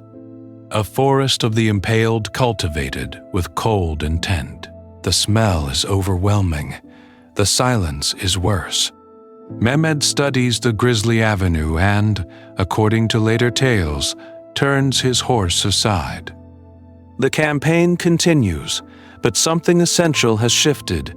The invader has looked into the heart of this small principality and seen a will to resist that borders on madness. Safe enough at least to listen, you stand at the edge of that terrible forest and feel the story tighten around you. For if this is how Vlad speaks to an emperor, how might he speak to the dead who do not rest, or to the centuries that refuse to forget?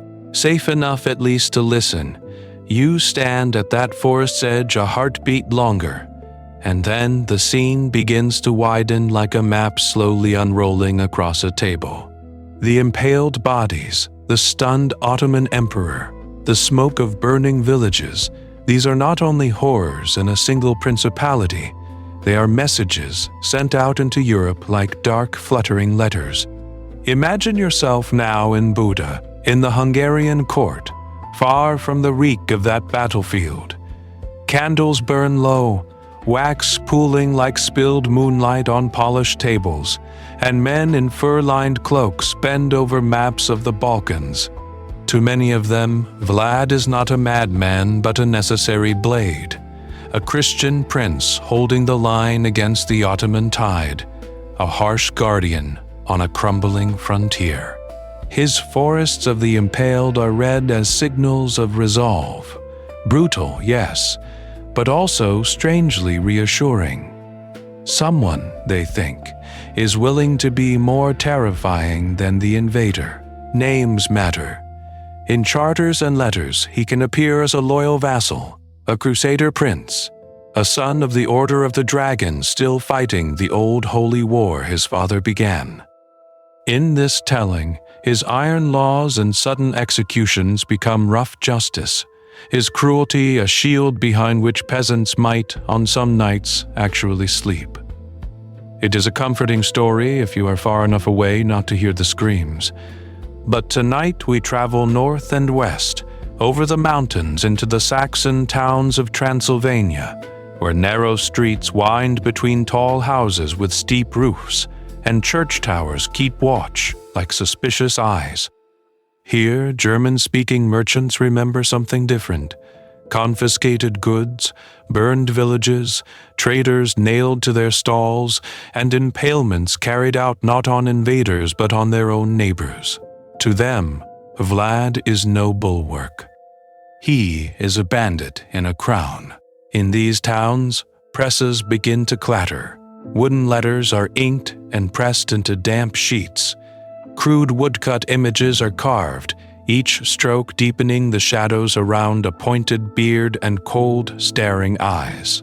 Early pamphlets tell lurid tales, Vlad boiling people alive, dining among the impaled, forcing mothers to eat their children. Some of it may be true. Much of it is not. All of it is useful. Here comes the pattern interrupt.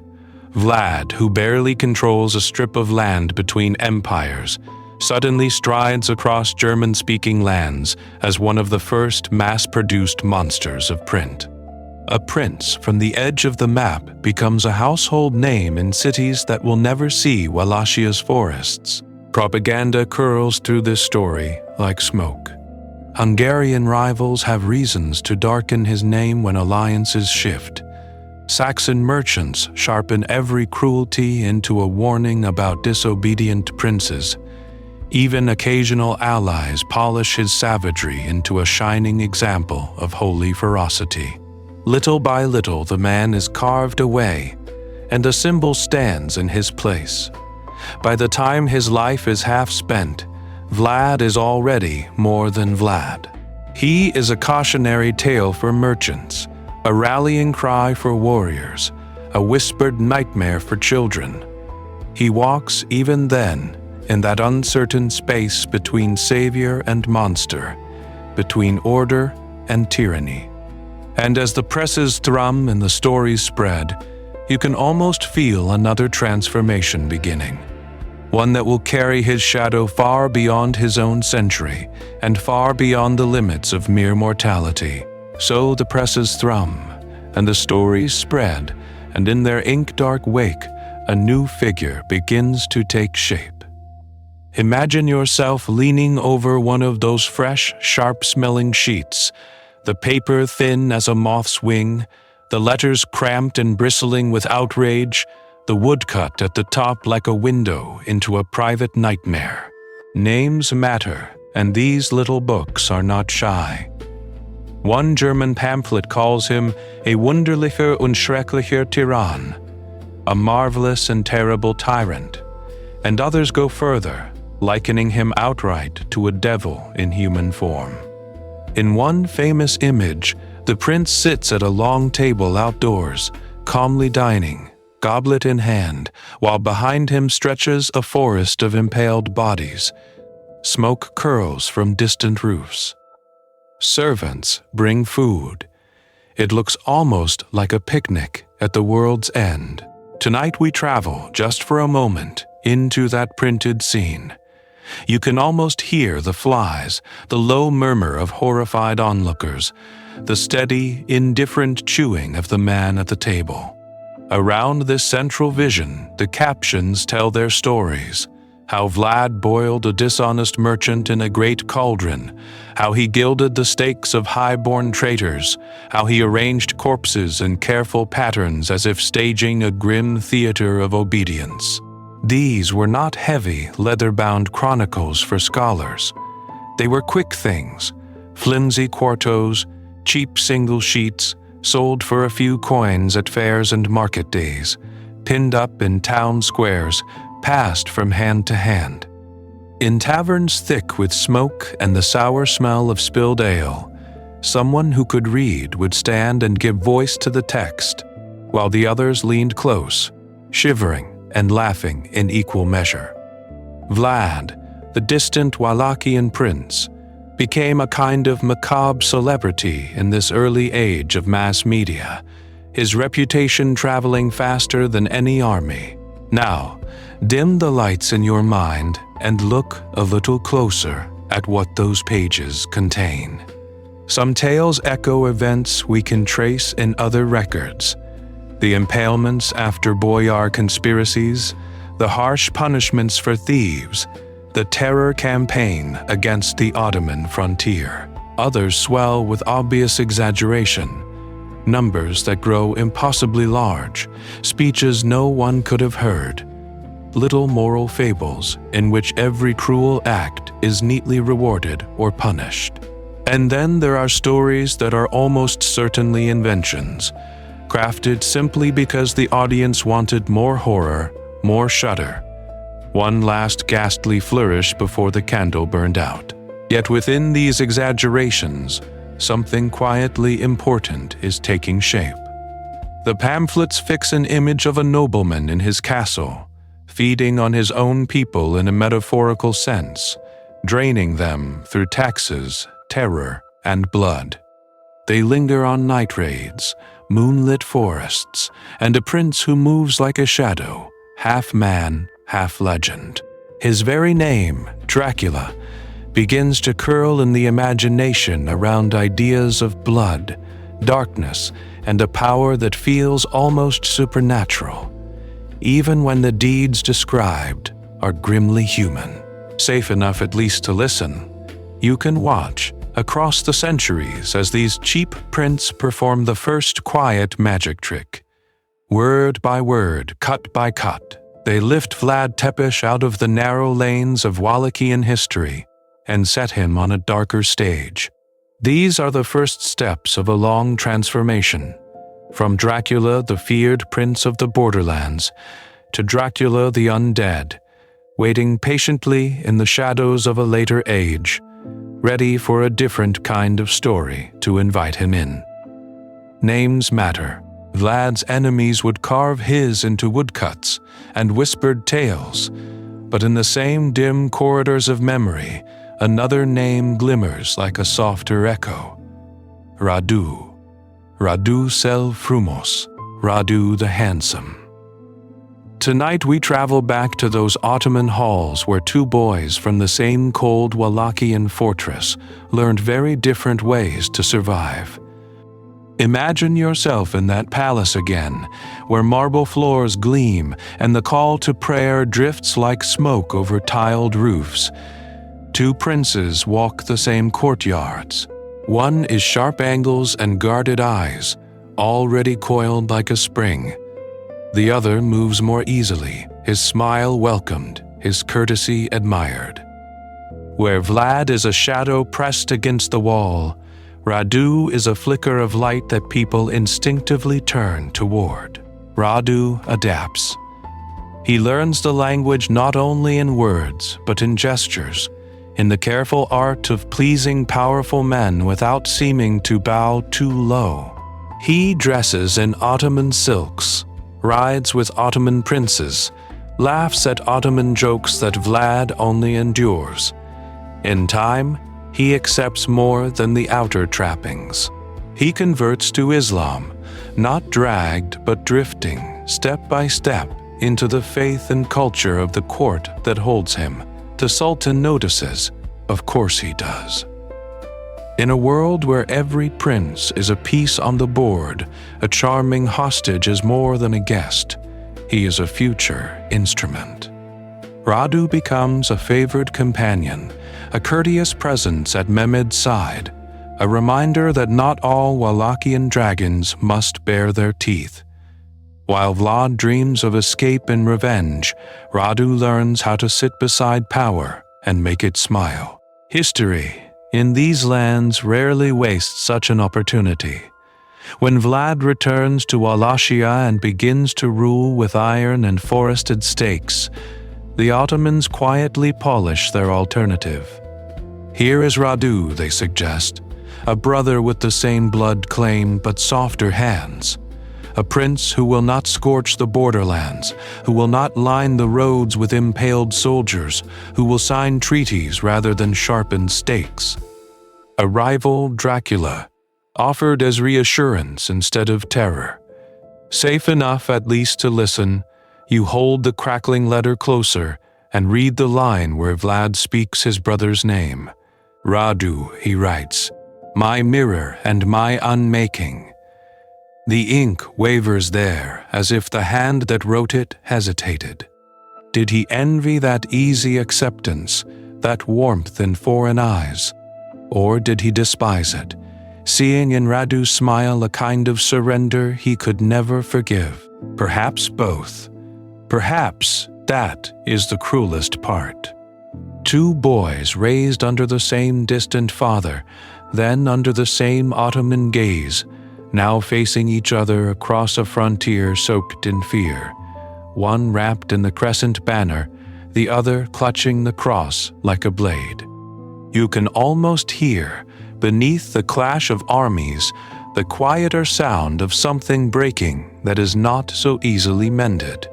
Now dim the lights for a moment in your mind and imagine another path. a Vlad who chose silk over iron, negotiation over impalement, the patient dance of diplomacy instead of the sudden shock of terror. Could such a prince have kept his throne pressed between Hungary and the Ottoman Empire, or would the wolves simply have eaten him more slowly? In this world, in the world of our letter, he did not choose Radu's way. The pain of that brother's face at the head of an enemy army only hardened him. If Radu was the smile of the empire, Vlad would become its nightmare. And as the ink grows darker on the page, the next lines begin to show how far he was willing to go to make sure no one ever mistook him for the gentle brother again. If terror had been his chosen language, then the next lines of the letter show how suddenly that tongue was silenced. One season he was the nightmare of the Ottoman frontier, riding through burning villages and forests of the impaled. The next, he was a man whose own name moved faster than he did, galloping ahead of him into courts and councils where old allies began to frown. Imagine yourself at such a court, in Buda, where King Matthias Corvinus holds audience beneath painted ceilings and carved beams. The same Matthias who once backed Vlad's return to the throne, who had armed this fierce Wallachian prince as a sharp blade pointed toward the Ottomans, now studies reports and letters with a more cautious eye. Europe at this moment trembles between fear of the Sultan and fear of its own unruly captains. And a ruler like Matthias counts not only enemies, but excuses. There were German pamphlets now, woodcuts and lurid stories crossing the lands like migrating crows. They told of boiling, flaying forests of stakes. Some were true. Many were sharpened by Saxon merchants and political rivals. Names matter, and Dracula had become very useful indeed. When funds were raised in the West to support a holy struggle against the Ottoman Empire, Matthias could point to this wild, blood-stained ally and say, in effect, "I tried. Look what sort of monster I had to work with." So, in 1462, when Vlad fled toward Hungarian territory after his desperate war with Mehmed II, expecting refuge, he found chains instead. Now dim the lights for a moment and picture the scene. A prince who had once made sultans hesitate. And boyars tremble is quietly arrested, his retinue broken apart, his person handed over to guards who had grown up on whispered tales of the impaler. Steel at his wrists, eyes on his back, doors that close with the heavy finality of stone. Tonight we travel along the road north with him, not as a conqueror, but as cargo. From fortress to fortress in Hungary he is moved, years measured not in campaigns, but in changing walls. Visegrad above the Danube, other strongholds whose windows look out over rivers and forests, he does not rule. Outside, the 15th century rolls on, with new wars, new rumors, new treaties. Inside, his world is reduced to a cell and the slow drip of water somewhere in the dark. Here is the quiet irony the letter lingers on. The more still his body becomes, the more restless his legend grows. While he sits in confinement, Europe's early print shops hum. Pamphlets multiply.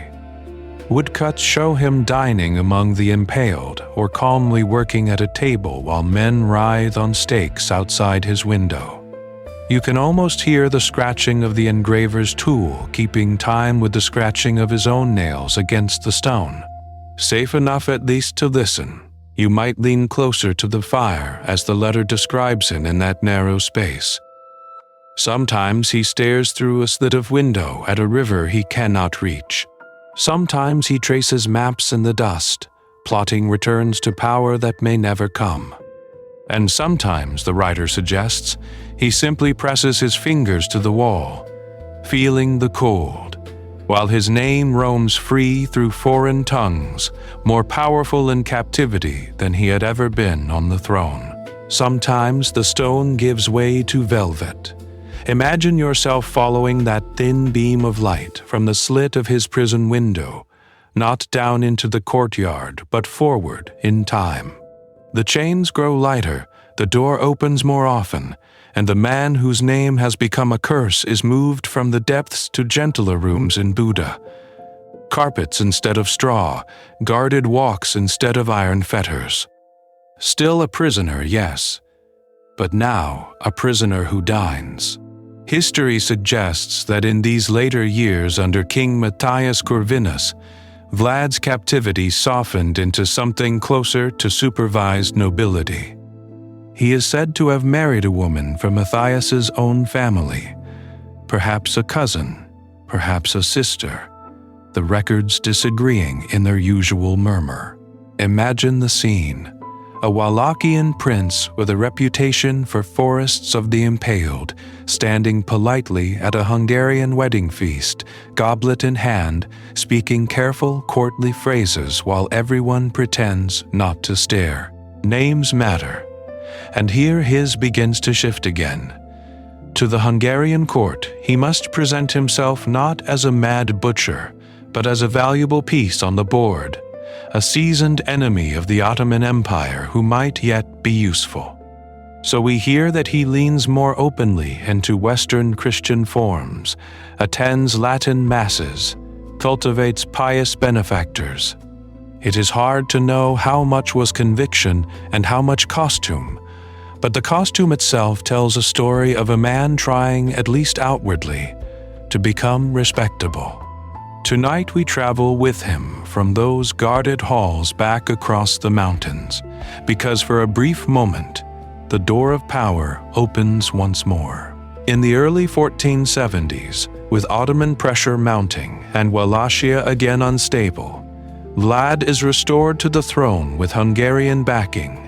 This final reign is short, perhaps only months. The treasury is thin, the boyars wary, the borderlands burning. He has dreamed of this return for years, tracing maps in dust. Now the map is real, but the pieces are fewer, the game harsher. Some later accounts suggest that age and long reflection had tempered him. They hint at a ruler still stern, still iron-willed, but less given to vast spectacles of terror.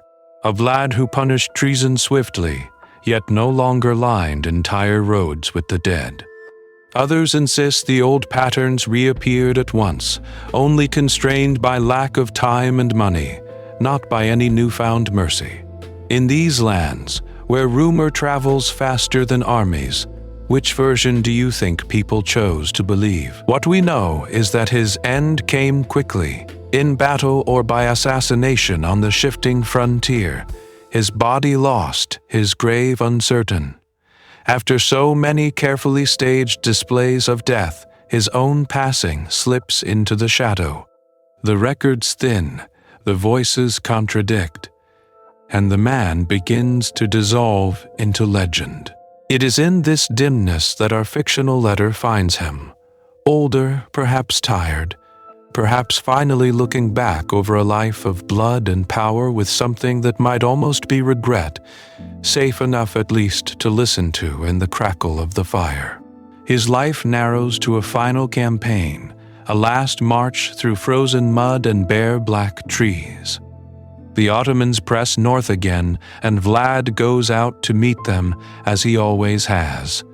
Not from behind stone walls, but in the open, with steel and fury and that same old hunger for control. Yet this time, the edges of the story blur, as if even history cannot quite bear to watch the ending. Imagine yourself on that winter road, hearing only hooves, armor, and the hiss of breath in the cold. Somewhere ahead, a skirmish becomes a battle, and a battle becomes confusion. Some say he died there, cut down in a clash with Ottoman raiders, his body lost amid fallen men and trampled snow. Others whisper that treachery came from closer at hand, that his own soldiers, deceived or bribed, turned their spears against their prince in the chaos. What most agree upon is grimly simple. Vlad's head did not stay with his body. Ottoman sources tell of it, severed, salted, and sent to Constantinople, presented like a trophy to Sultan Mehmed II as proof that the troublesome Wallachian thorn had finally been plucked. Names matter, and here the name Dracula becomes an object, a thing to be displayed on a spike above the city walls, a warning to other restless frontier lords. His body, though, there the trail runs cold. Centuries of rumor gather around the question of where he lies. Snagov Monastery on its quiet island north of Bucharest is often pointed to as his resting place. Monks later claimed he was buried there, perhaps as an act of uneasy Christian charity. Yet when archaeologists opened a supposed tomb, they found no princely remains, only animal bones and fragments that raised more questions than answers. Other sites compete for the honor or the curse of hosting his grave. None can speak with certainty. Tonight we travel through this uncertainty, and you can feel how the missing body becomes its own kind of legend. In villages and market towns, the prince who died in the mud refuses to stay dead in the mind. German pamphlets continue to circulate, their woodcuts growing ever more extravagant. Chroniclers copy each other, then add a little extra blood for flavor. Folk tales stretch his shadow until it covers every act of sudden justice or unexplained cruelty in these lands. Now dim the lights a little further and listen to how people remembered him close to home. Some cursed his name, telling stories of forests of the impaled, of merchants flayed, of servants nailed to hats and caps for the smallest insult. Others, often in the same breath, praised him as the only ruler who made thieves fear the road and foreign armies hesitate at the border. The prince whose harsh justice meant a golden cup could stand untouched in the square. Safe enough at least to listen, you realize that his physical body may have vanished into earth and rumor, but the name Dracula is only just beginning its long afterlife, and the next voice that takes it up will change the story forever. Safe enough at least to listen, you sit a little closer to the imagined fire and let the name drift through your thoughts like smoke. Dracula. It no longer feels like only one man's signature. It hangs in the air as something older, stranger, almost as if the centuries themselves are whispering it back and forth. Imagine yourself walking out of the prince's ruined hall and into the villages beyond, where people still bar their doors with iron and wreaths of garlic. Long before Vlad's birth, these lands already feared the restless dead, the Strigoi, pale and hungry, the Moroi, troubled spirits that would not stay in their graves, the unexplained weight that pressed on a sleeper's chest at night. In wooden churches and at crossroads, peasants muttered prayers not just for the living but to keep the dead from coming home. In such a world, burial was not merely a rite. It was a kind of border control between this side and the next. Bodies must be washed, wrapped, blessed, laid in consecrated earth. Now think of Vlad's battlefields, impaled corpses left to rot in the open, enemies unburied, sometimes even displayed as warnings along the road. Those same sights that impressed foreign envoys and terrified Ottoman scouts would, to local eyes, stir a quieter, deeper anxiety. What happens when so many dead are not properly put away? Stories began to gather like mist around those fields. A traveler swore he saw a familiar face among the impaled, eyes still open at dawn. A shepherd claimed that a man executed for theft had been heard knocking beneath the floorboards days after his burial. No official chronicle records these tales, but they fit the mood of the age, a landscape where cruelty and improper death shaded easily into the fear of vengeful spirits. Tonight we travel forward, leaping past Vlad's lifetime into the early 18th century, when the word vampire suddenly bursts into European paperwork. In villages of Serbia and the Habsburg borderlands, rumors of the undead became so insistent that military surgeons and imperial officials rode out to inspect graves.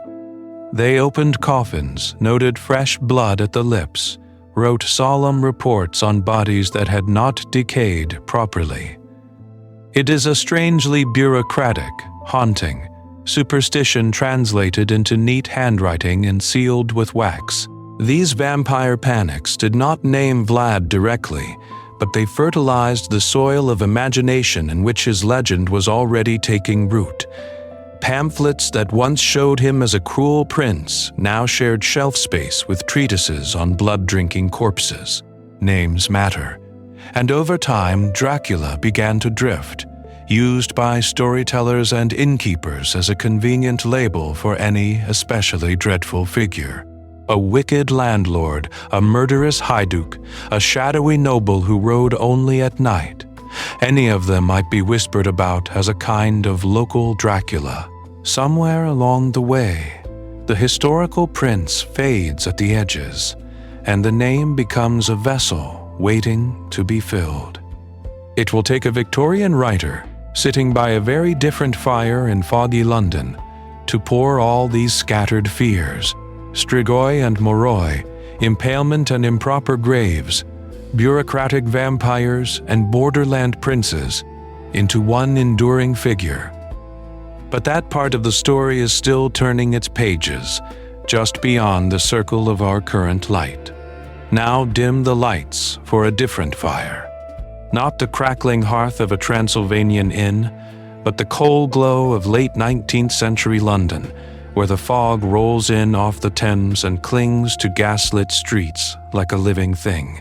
Imagine yourself walking along the embankment, lamps haloed in mist, carriage wheels hissing on wet cobblestones, while somewhere behind those yellow windows, a quiet Irishman bends over a cluttered desk. His name is Bram Stoker. By day, he manages the Lyceum Theatre, juggling actors, ledgers, and the grand moods of Victorian audiences.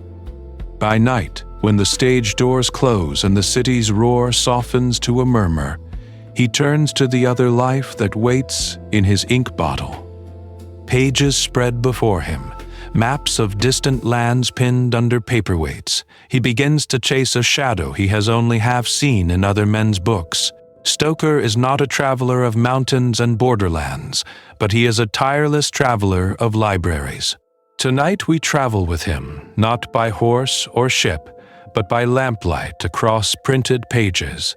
Travelogues about the Carpathian Mountains lie open, their authors marveling at wolves on snowy passes and peasants who still whisper of the restless dead.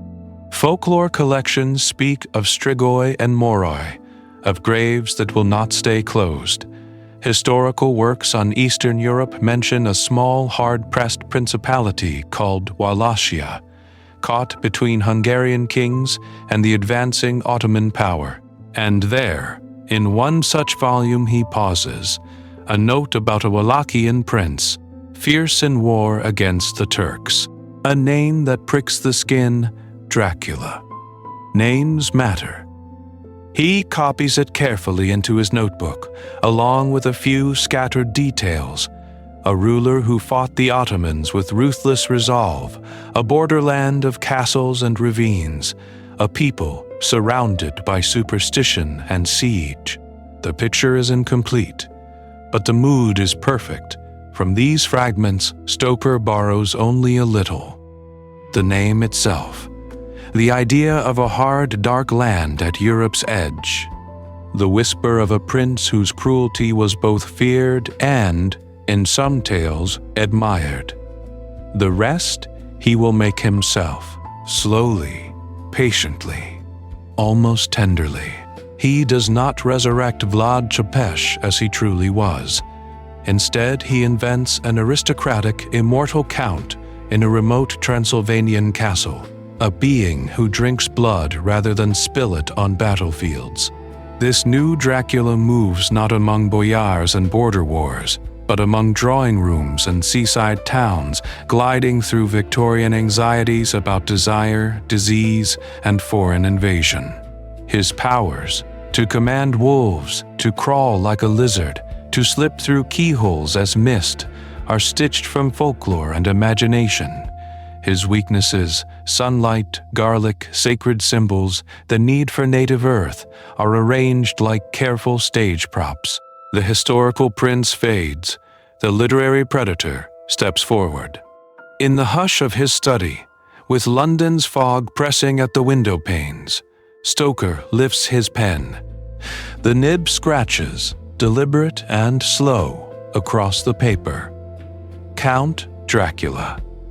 A simple act, safe enough at least to listen to from afar, yet one that quietly reshapes centuries of fear into a new, enduring myth.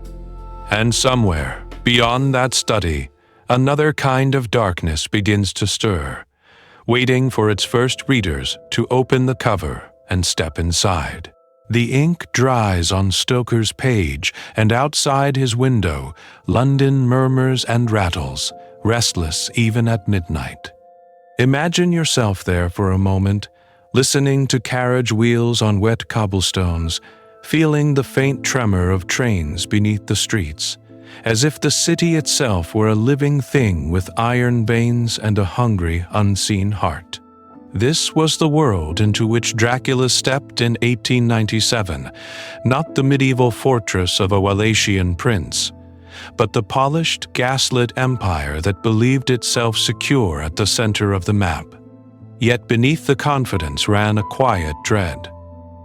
Britain ruled distant lands, but newspapers whispered of threats from the east, of the Ottoman frontier, of Russia, of strange peoples beyond the Carpathians.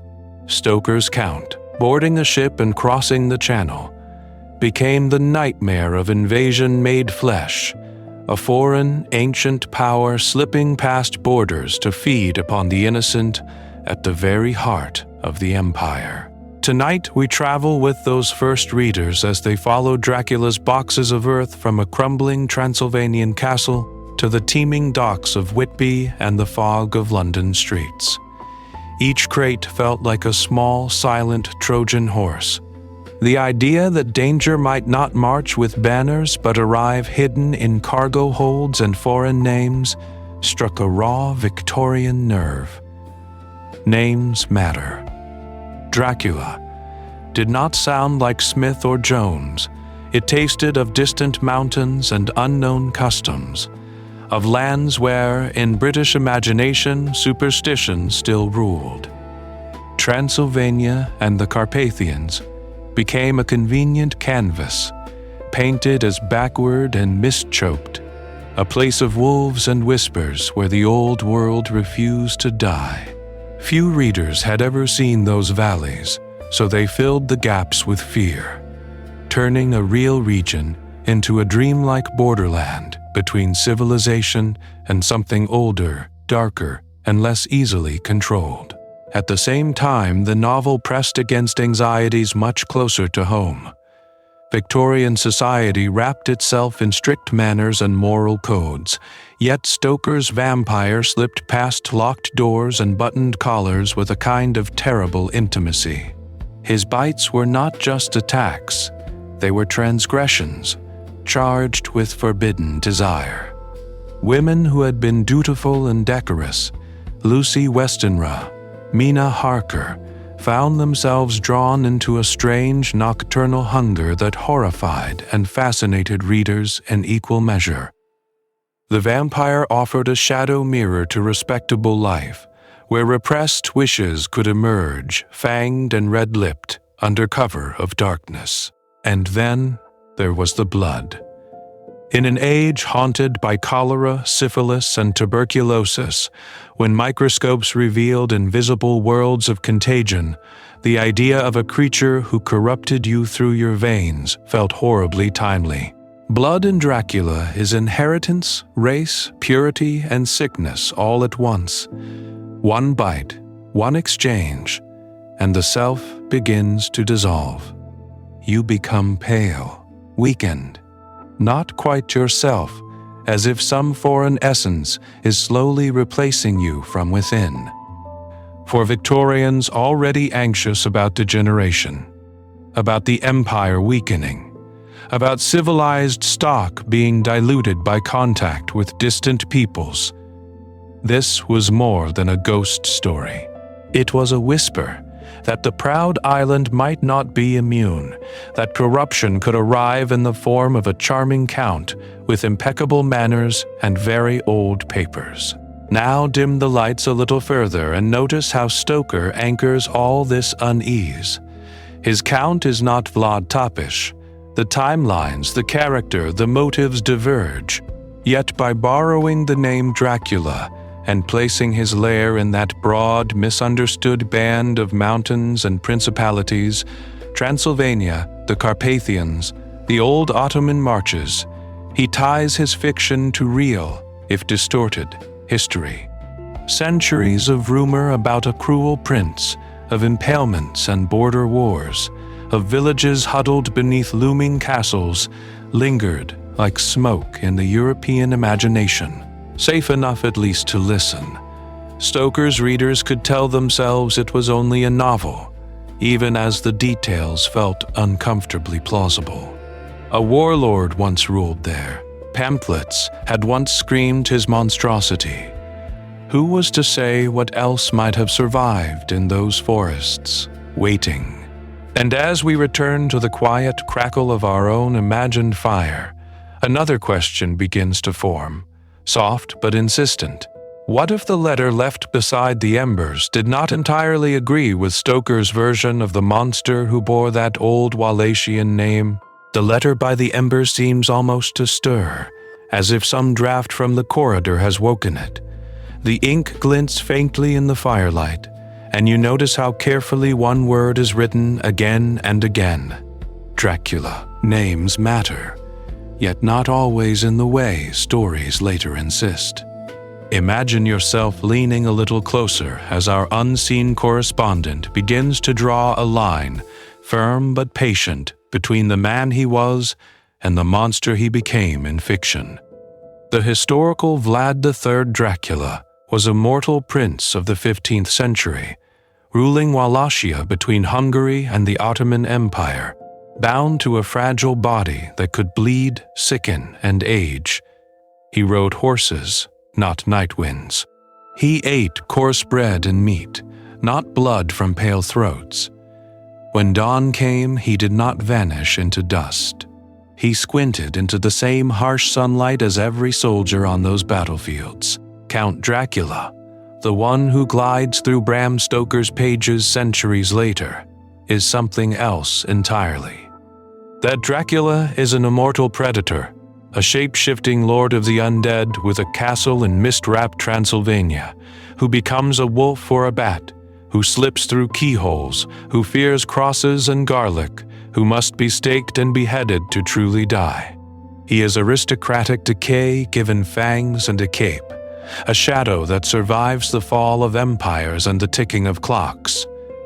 Now, dim the lights in your mind for a moment and consider the distance between them. The real Vlad never drank blood to live forever. He did not sleep in coffins or cast no reflection in mirrors. His enemies might have wished him supernatural, but his victories and atrocities alike came from human choices, steel weapons, and a ruthless understanding of power. Curiously, Bram Stoker seems to have known very little about this Wallachian prince, whose name he borrowed. His notes show only a handful of details. Dracula meaning something like dragon or devil, a few lines about a voivod who fought the Turks. There is no clear evidence that Stoker modeled his vampire's personality, accent, or precise cruelties on Vlad's documented life. The famous count is stitched from many sources: European vampire lore, Gothic villains, fears of invasion, even anxieties about modern London. And yet, the two figures cling together in the popular imagination. Why? Partly, it is the power of that shared name, heavy with centuries of rumor. Partly, it is tourism and media, eager to offer you Dracula's castle in Bran or other fortresses, whether or not Vlad truly lived there, because the story sells better when man and monster fuse. Partly, it is our own habit of simplifying, of folding complicated histories into a single dramatic silhouette. Still, there are overlaps that make the fusion feel tempting. Both Vlad and the fictional Count are wrapped in associations of fear and blood, of dark, remote lands where forests close in and wolves howl. Both became symbols of otherness and danger. Vlad as the terrifying frontier prince at the edge of Christendom and the Ottoman world, Stoker's Dracula as the foreign invader slipping into gaslit London. Tonight we travel along that narrow bridge between history and nightmare, but we do not cross it blindly. By listening to Vlad's story, you are not exorcising the vampire from his name. Instead, you are learning to see the human face that once stood behind the fangs of legend, safe enough at least to listen as the letter turns to the next, more troubling memories it has kept folded in the dark. The letter waits where you left it, beside the soft crumble of the hearth. The flames have sunk low now, only a red underglow breathing among the logs, and the room has grown smaller, quieter, as if it too is leaning in to listen. Imagine yourself drawing the pages closer, your fingertips grazing the ink, feeling where the pen once pressed too hard, where a memory caught in the hand that wrote it. The voice on the page seems closer now, less like a tale told about a distant prince, more like a man sitting across from you in the half-dark. I was not born a monster, the next line insists, the strokes darker, deliberate. I was born a child in a narrow land between hunger and empire. I did not choose the stage. I did not choose the play. He writes of his first memories not as banners and battles, but as corridors and whispers. A boy in Sigismund's shadowed towns, in Wallachian fortresses where doors were never fully closed, where armed men argued in corners and fell silent when small footsteps passed. Names matter, he reminds you gently. They called my father Dracula, dragon, sometimes devil. They called our lands a shield, a frontier, a sacrifice. What does a child know of such words, except that they mean someone is always afraid? You trace a sentence about the Ottoman court, the foreign tongue that became his lullaby and his threat.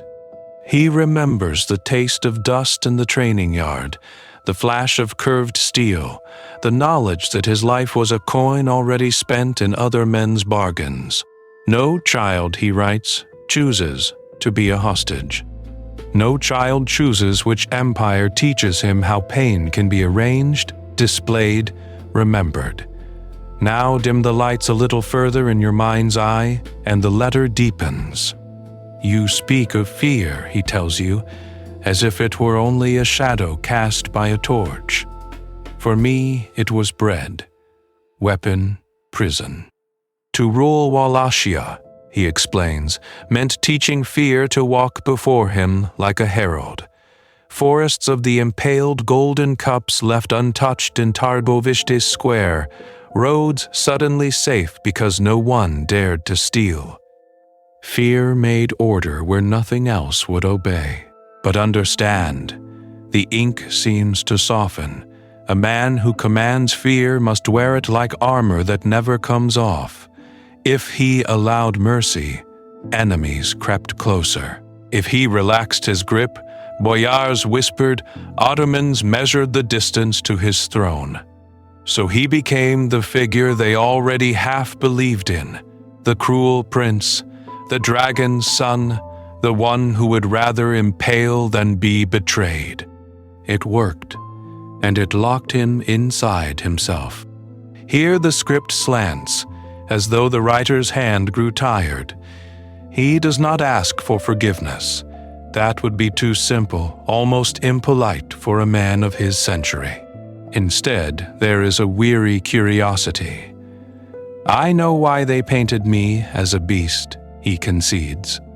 It is easier to sleep when your nightmares are given fangs and cloaks.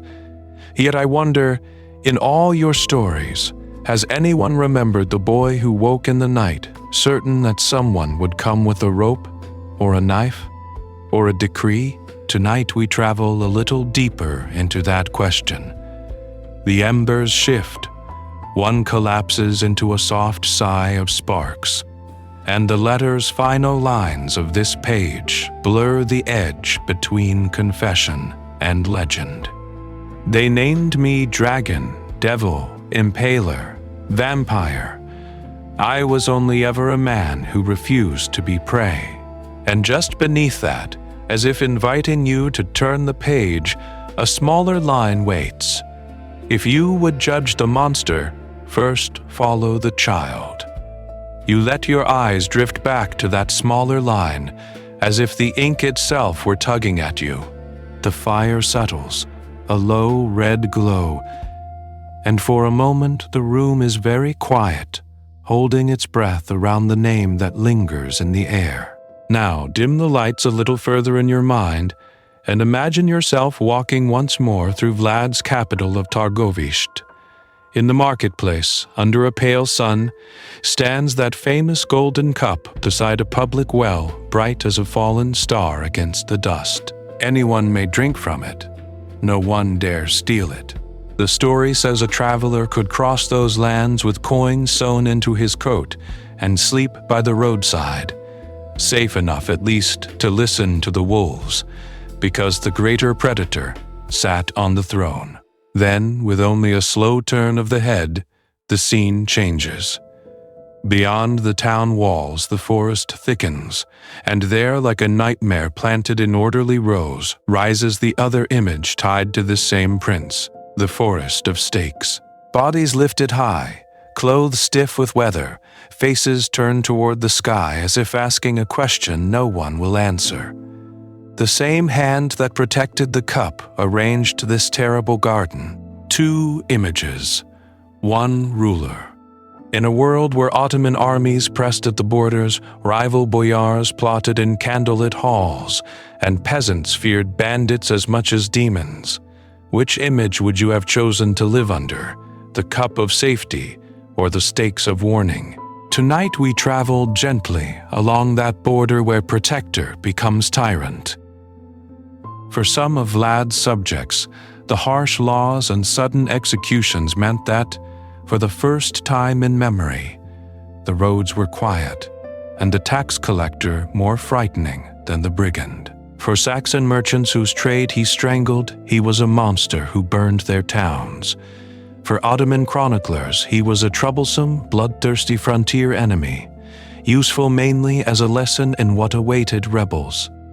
Names matter, and his were many. To some he was a just prince, to others the impaler, to later centuries a devil, and then, through Bram Stoker's pen, a vampire. Each name is a verdict, but each verdict depends on where you stand. What you have lost, what you fear might yet be taken. You may feel, listening here in the soft dark, that such choices belong to distant history, to cold castles and vanished banners. And yet, in quieter language, the same argument whispers through our own age. How much freedom will we trade for safety? How much cruelty will we tolerate if it promises order? How often do we excuse harsh power because it claims to keep worse shadows at bay? Perhaps that is why the legend of Dracula endures, why this letter by the fire still feels warm with meaning after 5 centuries. It does not offer a simple villain or a spotless hero.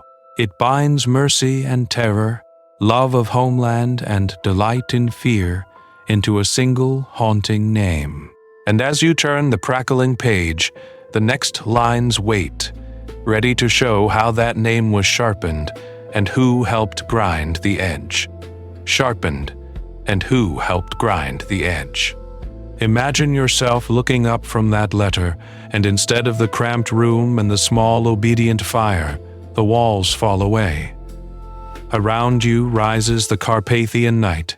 Mist drifts over dark forests like breath over a mirror, soft and slow, and the ruined ribs of old fortresses stand along the ridges, their broken towers watching roads that have seen so much. Ottoman columns, Hungarian knights, trudging merchants with creaking carts, and now buses of tourists chasing a prince made of shadow. Tonight we travel along one of those roads.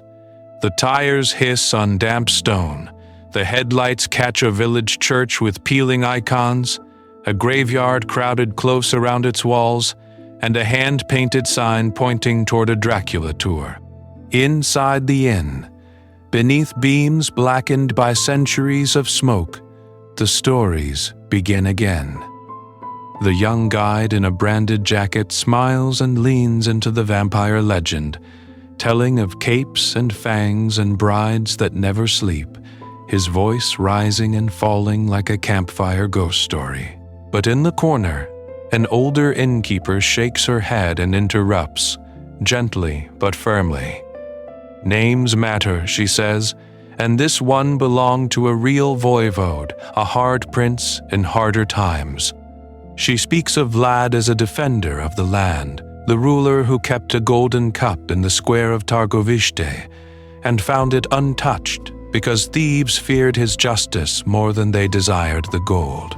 Her version is not soft, but it is proud. Step outside, and another voice waits a driver who insists that both are true, that the cruel warlord and the watchful guardian walk side by side.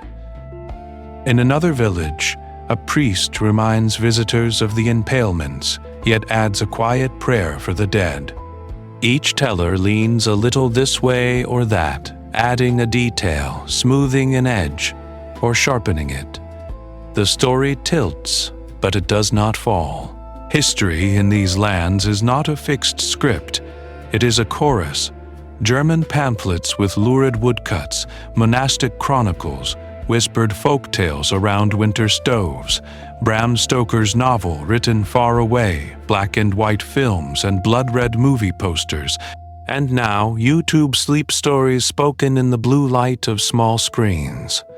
All of them circle the same hard kernel of events, and yet, with every retelling, the mood shifts, the meaning bends. Fortresses crumble, borders move. Empires that once sent armies through these passes have vanished into footnotes. Yet one word remains strangely bright.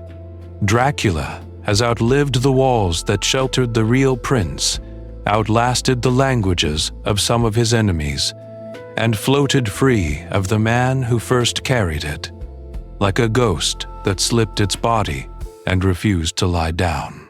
And tonight, by listening, you have drawn that ghost a little closer, though it is safe enough at least to listen. You have joined the long chain of those who speak and those who hear, carrying the name forward not with torches and pitchforks, but with a quieter curiosity. Now dim the lights a little further and let the chorus soften as we follow this wandering name into the next turning of its tale. The chorus softens, and for a moment the room feels smaller, closer, as if the walls themselves are leaning in to listen. Imagine yourself bending once more over the letter, the inked lines wavering gently in the hearth light, like reeds disturbed by a passing current. You find the final lines waiting there, simple, almost disarmingly plain after all that has been confessed. If you judge me a monster, the hand has written, know only that monsters are not born from tales, but from lands where the border between life and death is thin, and mercy is a luxury. Another line follows, the script a little more uncertain, as if the writer hesitated. May understanding soften nothing that should be hard. Only the fear that keeps you from looking. And then, at the very end, not a plea, not a defense, merely an acceptance. I will be remembered as they have made me. That is the power of a story. There is no grand farewell, no ornate flourish, just a final, steady signature, the name that has traveled through centuries and across empires. Dracula.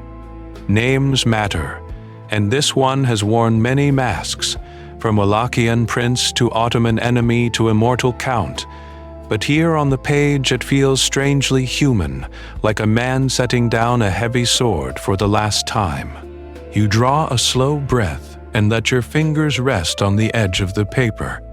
The parchment is fragile, almost translucent in places, as if the heat of the fire has already begun to drink it in. You can feel the faint ridges where the quill once pressed, the pauses where the writer perhaps looked up into his own darkness and chose another word. Tonight we travel not through battlefields or castle halls, but through this small decision in your hands. What do you do with a story like this? You fold the letter once, carefully, hearing the soft crackle of old fibers yielding. Then again, smaller now, the name hidden inside like a secret you are almost ready to keep. You could tuck it between the pages of a book, let it sleep among other histories.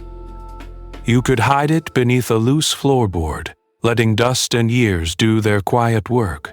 Or, you glance at the fire, you could offer it back to the flames. You reach forward. The heat blooms against your skin, bright and insistent, but not unfriendly. Safe enough at least to listen, and safe enough to let go. You lay the folded letter on the glowing log, just at the edge of the embers' red eye. For a moment, nothing happens. Then the parchment begins to curl, slow and deliberate, like a hand withdrawing from touch. The edges darken to sepia, then to black, a lace of char spreading across the surface. Ink that once shouted accusations and confessions softens, blurs, and finally blackens, each word collapsing into a tiny ridge of ash. Thin tongues of flame find the folds and slip inside, and the letter arches in on itself, all those careful lines shrinking, tightening, until they are nothing but a fragile husk. A corner breaks away and lifts, a small gray feather swirling upward in the warm draft, rising toward the chimney, toward the night beyond the roof and the snow and the sleeping hills. Stories change like that. Details flake away, bright certainties crumble, and what was once a man in iron and wool, a prince on a rearing horse between Hungary and the Ottomans, becomes a shadow at a window, a whisper in a London novel, a name spoken in darkened theaters. The shape blurs, but some essence drifts onward, invisible yet not entirely gone, like those ashes vanishing into the throat of the chimney. Soon there is no flame, only the low red glow of embers, pulsing gently as if the hearth itself is breathing. The room softens around you, corners melt into shadow, and the fierce angles of the story lose their edge. The name Dracula lingers in your mind, but it feels less like a threat now, more like a distant echo, a bell tolling far across valleys and years. You sit back, watching the last faint sparks wink and fade, and you can almost imagine that somewhere, beyond the roof and the dark, another listener has just begun to hear this tale, changed already by the way you chose to end it.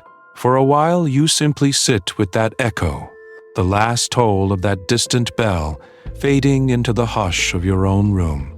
The flames in the hearth of the story have fallen to ash, and the letter that once seemed so sharp with regret and memory now lies quiet, its ink cooling in your imagination. You have come a long way tonight, from the young prince held as an Ottoman hostage to the forests of the impaled. From whispered propaganda to printed terror, you have walked beside cruelty, fear, and the strange, uneasy comfort of a ruler who could make even a golden cup stand untouched in a town square. The hardest passages are behind you now. They belong to history again. Now dim the lights in your mind a little further and notice something simpler.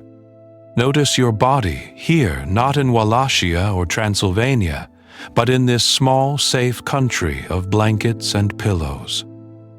Feel the weight of the covers resting over you like a calm, heavy cloak.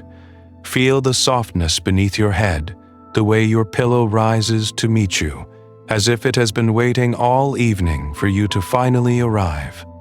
Your breathing has its own quiet rhythm, in and out. Like the slow drawing and falling of a curtain. Imagine yourself listening to it as if it were a distant tide washing gently against a dark shore. Each breath pulls you a little further from battlefields and burning villages, and a little deeper into the warm, lamplit room where this story has always really taken place. Because that is what it is now, a bedtime legend, a tale to be folded carefully and placed in the quiet drawers at the back of your mind. Names matter, and you have met many tonight. Vlad, Dracula, Mehmed, princes and boyars and scholars by the fire, but they do not need to stand guard over your thoughts as you sleep. They can line up politely on a shelf like old books, content to wait until you choose to open them again. Already, some of the details are starting to blur at the edges. The exact dates of campaigns, the number of spears in a forest of the impaled, the sequence of betrayals and returns to power. All of that can soften now. What remains is a mood, old mountains holding their silence, distant fires flickering against stone, a man who was both protector and monster, and the centuries of stories that turned him into something more than either. If by morning you remember nothing but a faint impression of snow on black branches, or the idea of a letter left by a dying fire, that is enough. The rest can sink, like embers folding into ash. And as you drift, remember this: no creature from this tale can cross the threshold of your sleep without your invitation. They are shadows on a page, symbols in a story, safe enough at least to listen to, and safer still to let go. Should any pale, caped figure appear in your dreams, he will come only as a softened echo, a courteous guest in a castle you control, bowing at the doorway of your resting mind before fading with the dawn. So let us walk him gently back to his castle door and leave him there.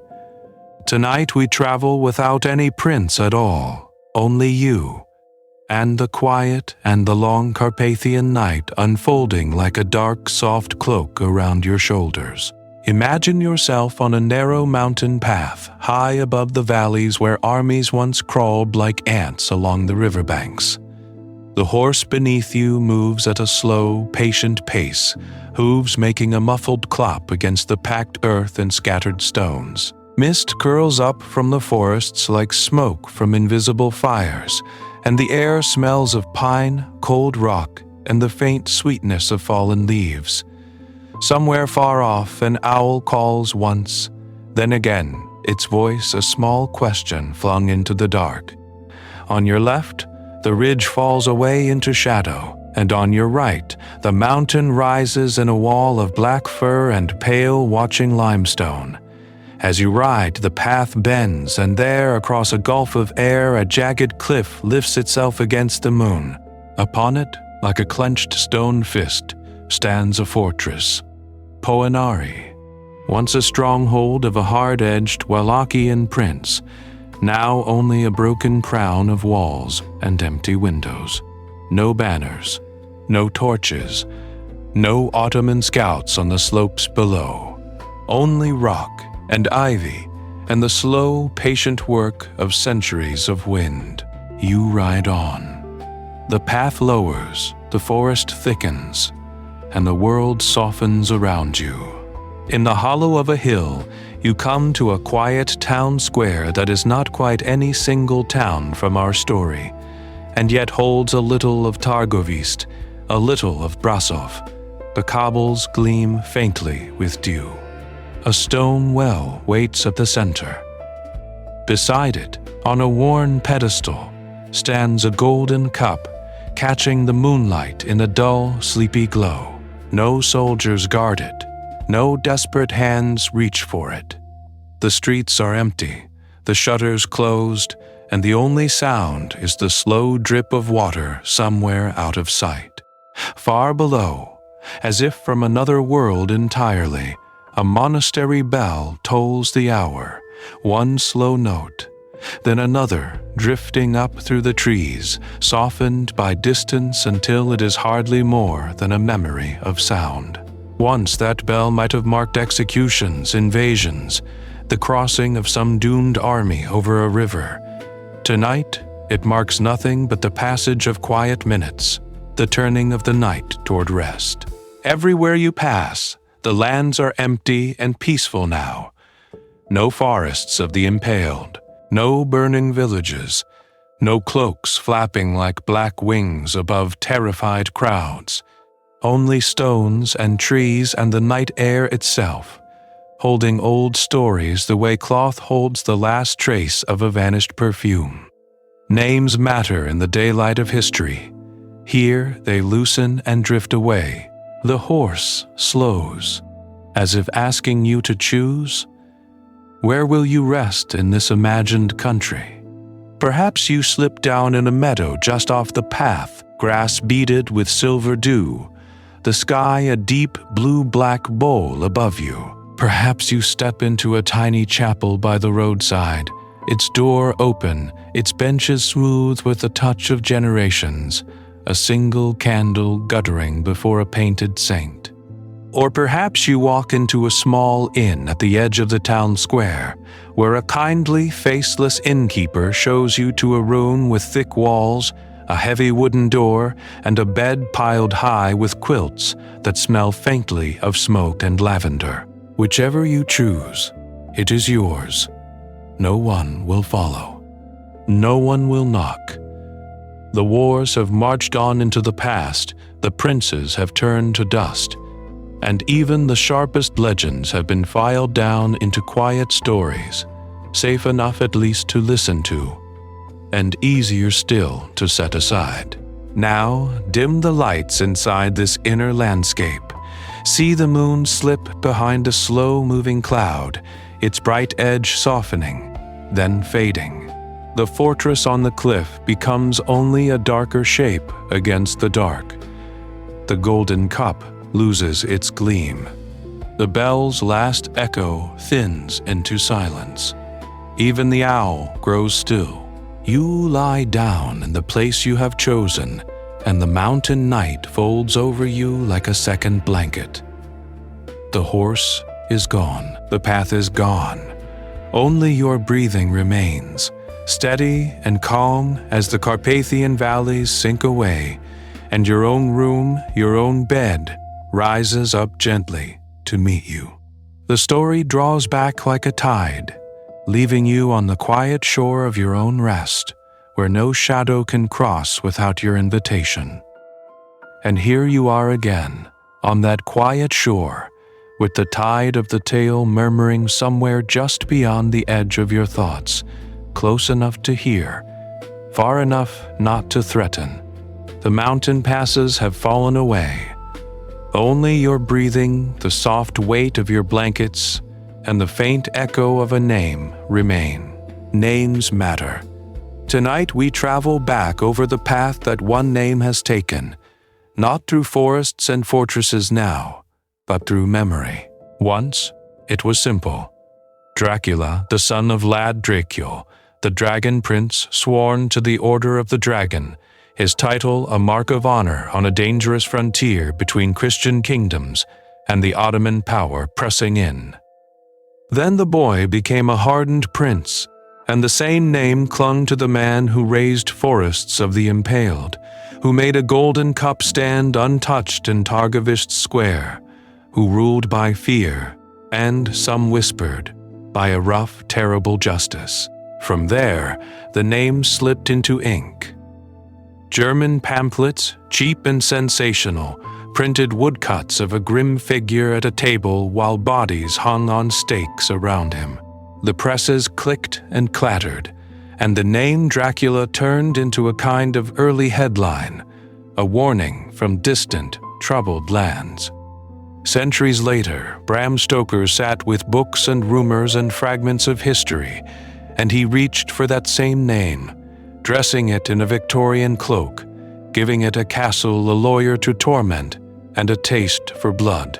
And tonight, in this quiet room, it has become something else again. A letter by the fire, a tired voice on old paper, safe enough at least to listen to as you drift.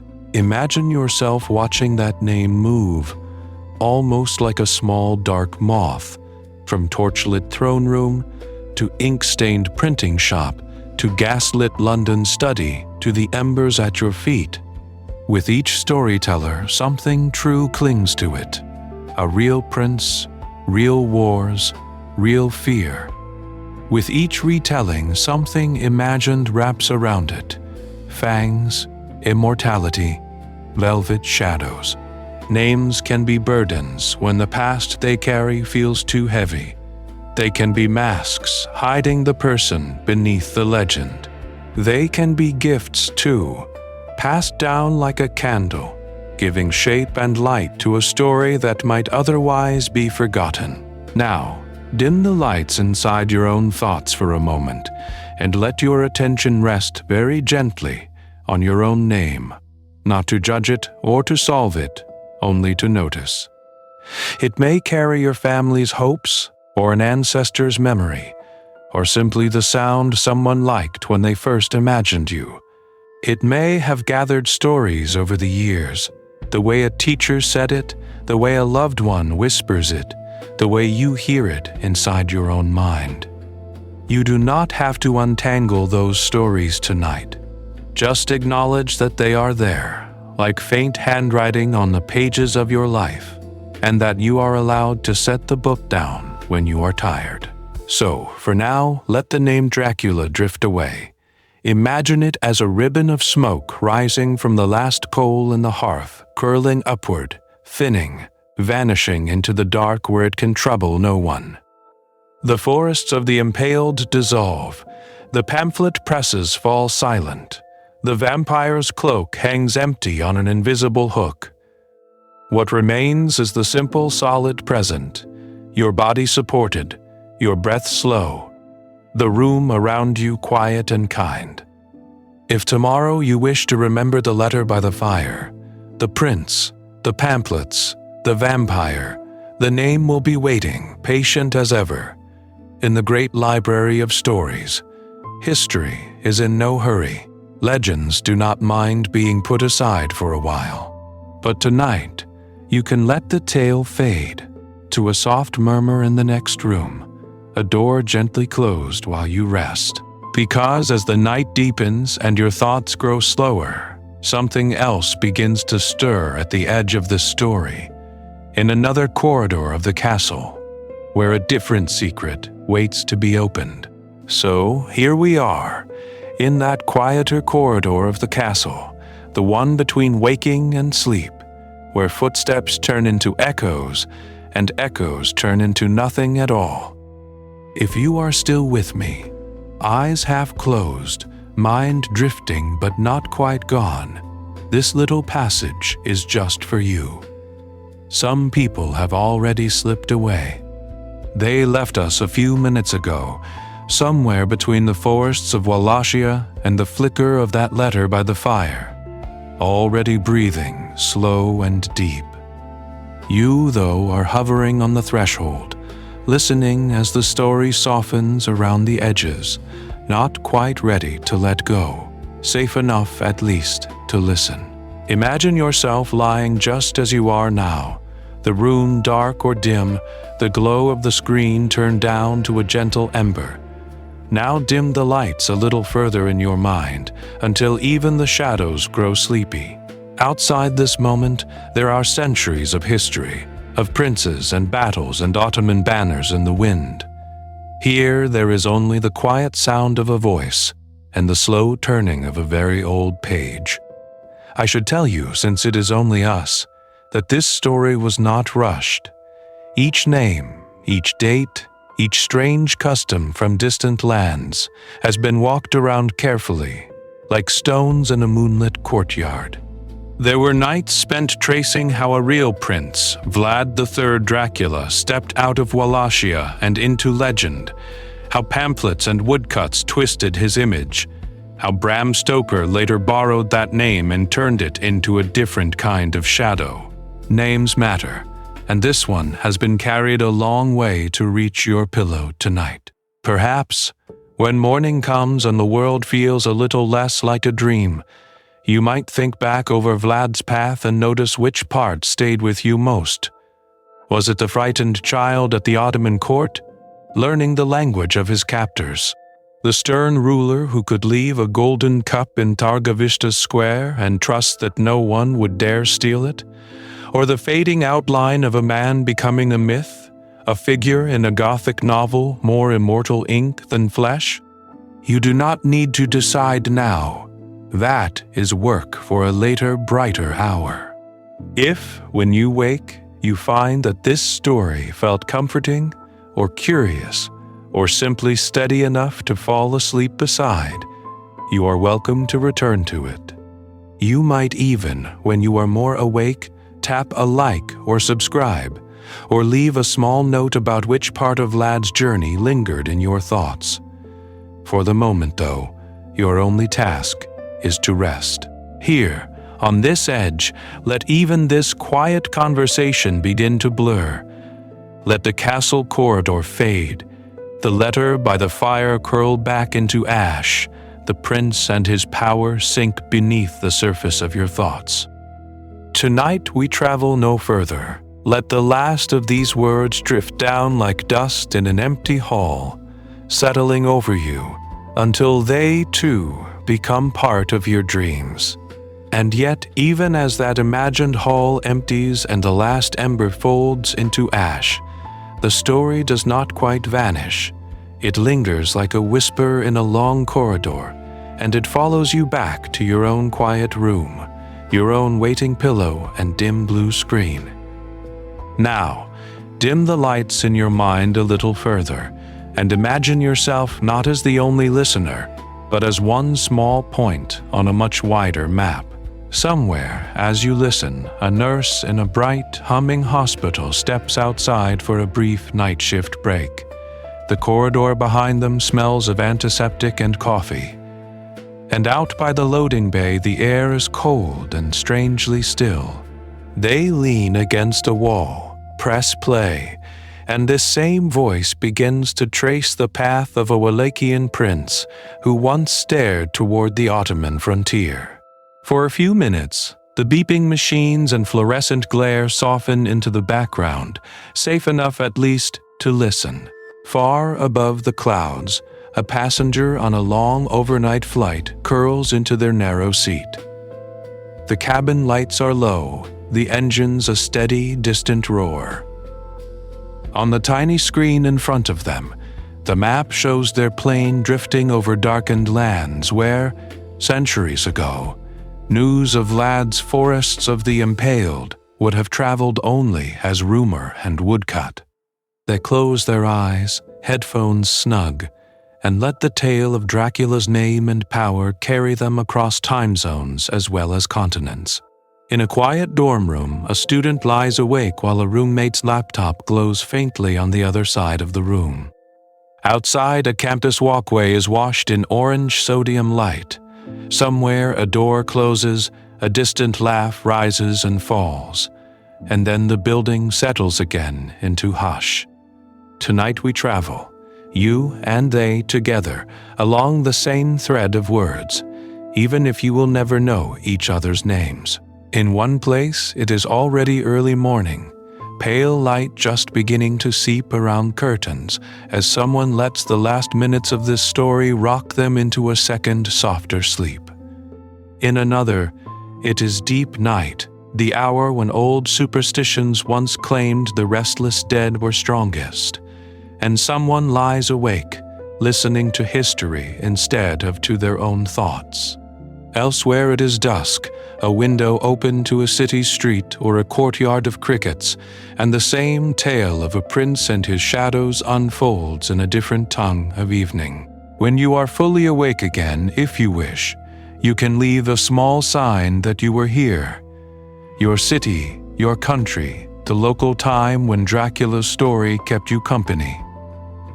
Piece by piece, those quiet notes sketch a map of where this wandering legend has gone tonight, how far the letter by the fire has traveled from its imagined hearth. You may be alone in your room, your car, your corner of a crowded train, but you are not quite solitary. Somewhere, perhaps many somewheres, other screens are dimming, other headphones are slipping as sleep takes over, other breaths are slowing in unison with yours. The story settles over all of you like a shared blanket, thin as smoke and wide as the night, tucking itself gently around the world until even its last echoes fall silent. So let that shared blanket of story settle where it will. And now, for a little while, you can turn your attention inward. History can rest.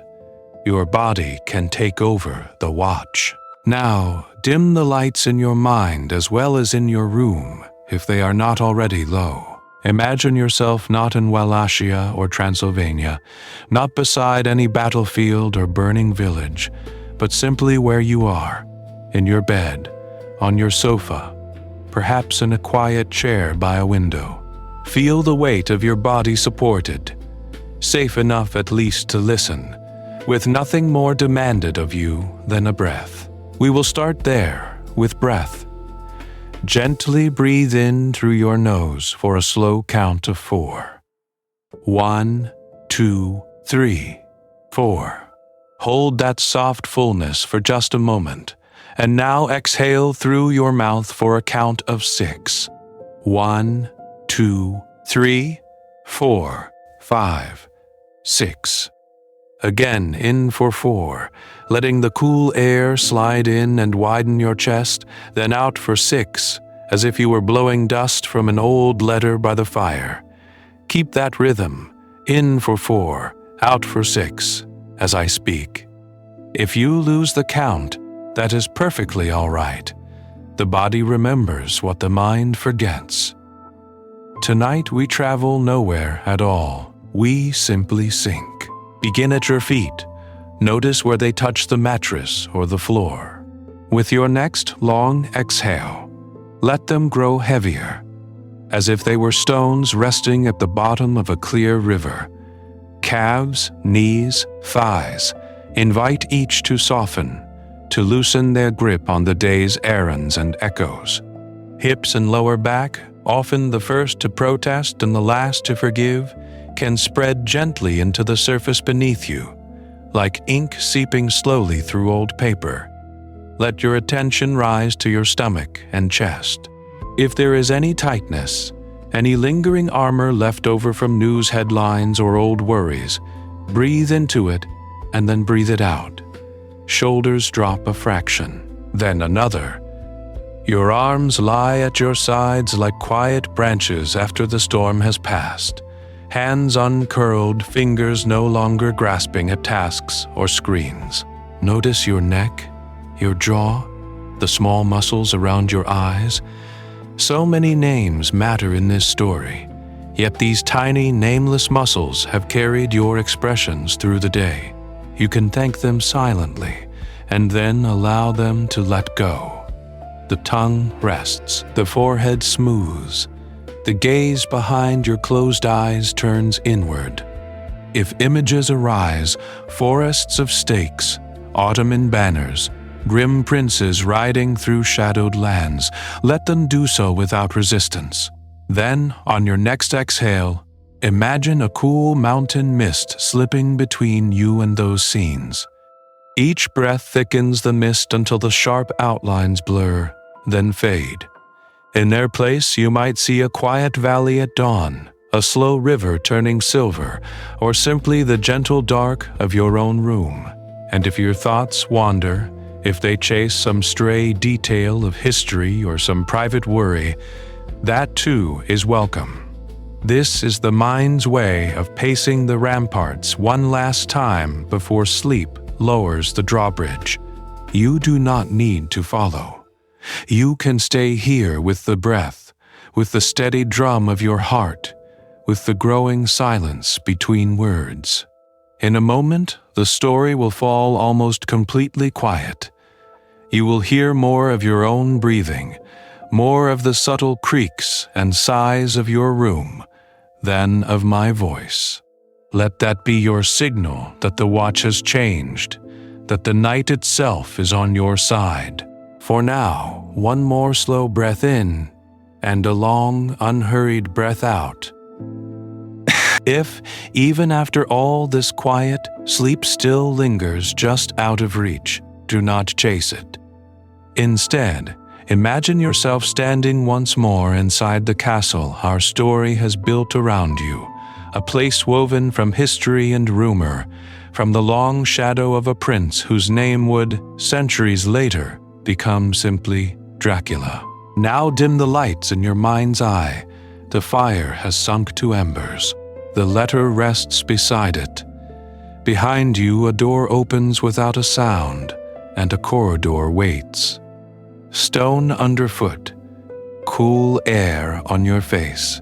High arched windows cut into thick walls, showing a calm, star-flecked sky that has watched over these lands since long before the Ottomans and long after them. Tonight we travel nowhere dangerous. The wars are over. The executions are finished. No soldiers patrol, no prisoners plead, no impaled bodies stand as warnings. There are no vampires here, no hungry eyes at the window, only your own slow footsteps, echoing softly, and the occasional creak of ancient wood, like an old castle clearing its throat in its sleep. You walk past heavy tapestries that once saw real power plotted in whispers. They hang in faded reds and golds, their threads a little loose, their battles long forgotten. A draft moves them just enough to suggest a bow, as if the past itself is acknowledging you, then settling back into stillness. Ahead lies a great hall. Imagine the long table where boyars once feasted, where rumors say a golden cup could sit untouched because the prince's justice was so feared. Tonight the table is bare. Dust softens every sharp edge. The chairs are pushed back at odd angles, as if the guests simply rose one night and never returned. Your hand trails lightly along the wood, and even the dust feels gentle. You move on into a smaller chamber. On a narrow windowsill rests a single golden cup, catching a ribbon of starlight. No one will steal it. No one will test the old stories. It simply waits, a quiet echo of a harsher age, now safe enough at least to listen to without flinching. Turn another corner and step into a tiny chapel. The candles have burned low, their flames thin and steady.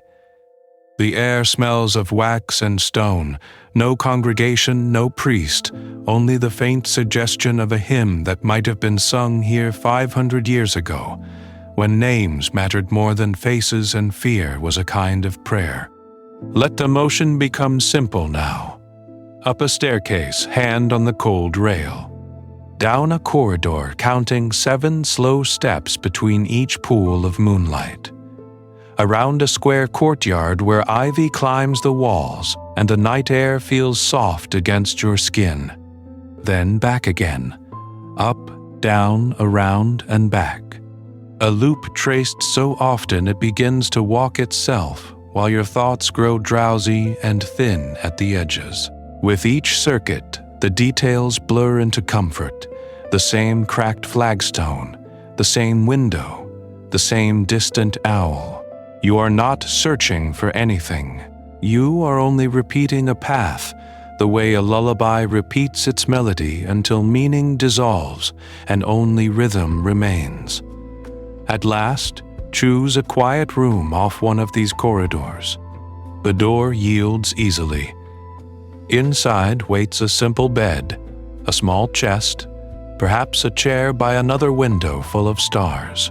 Lie down there in your imagination, feeling the weight of blankets, the softness of a mattress that remembers many sleepers and judges none. Let that dream body grow heavy first. Its breathing slows. Its hands unclench, its eyes close.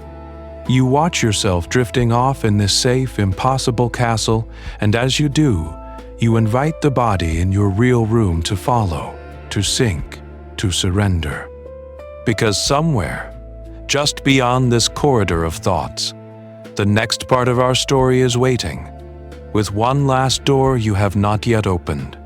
The last door opens not with a creak, but with a breath. Imagine yourself standing at its threshold, and instead of stone and shadow, you step out onto a high ridge above Wallachia. Below you, the land is washed in the first gray light of dawn. Mist curls up from the fields and riverbanks, thin and silvery, like smoke from fires that burned centuries ago and have finally gone out. Tonight we travel one last time, but only in a single, slow arc. You look back over the valley of this story and you can see, all at once, the life that gave birth to the name that followed you here. Vlad, child of a dragon, born to Vlad Dracula and the order that wore the dragon as its badge of honor and warning. Names matter, and his meant son of the dragon. Or, if you listened by candlelight and let your fears do the translating, son of the devil. You trace his path as if it were a pale river through the dark. A boy taken as a hostage to the Ottoman court, learning language and steel and the uses of fear. A prince for a heartbeat, then an exile in foreign lands. A claimant in armor, riding back across these very plains to snatch a throne that never stayed warm for long. Each stage a different mask, a different shadow cast on the same hard face. You remember the Boyar's feast, that strange, terrible banquet where loyalty was tested with sudden violence. You see the golden cup in the square of Targovishte, left temptingly by the well, untouched because terror itself stood guard. You see, beyond them, the forest of the impaled spears, like a dead, leafless wood, bodies swaying gently in the wind as if the land itself had grown fangs. Then the wheel turns. The warrior prince becomes a captive again, this time in a Hungarian cell, his power reduced to chains and rumors. Later, on some muddy battlefield, he falls as so many princes did, in confusion and blood and shouted prayers. Yet even in death, he refuses to lie still. A disputed grave. Bones that may be his, or may be someone else's. A body gone, but a name that will not go quiet. From there, the centuries do their patient work. Pamphlets printed in harsh black letters. Folk tales told in low voices beside village fires.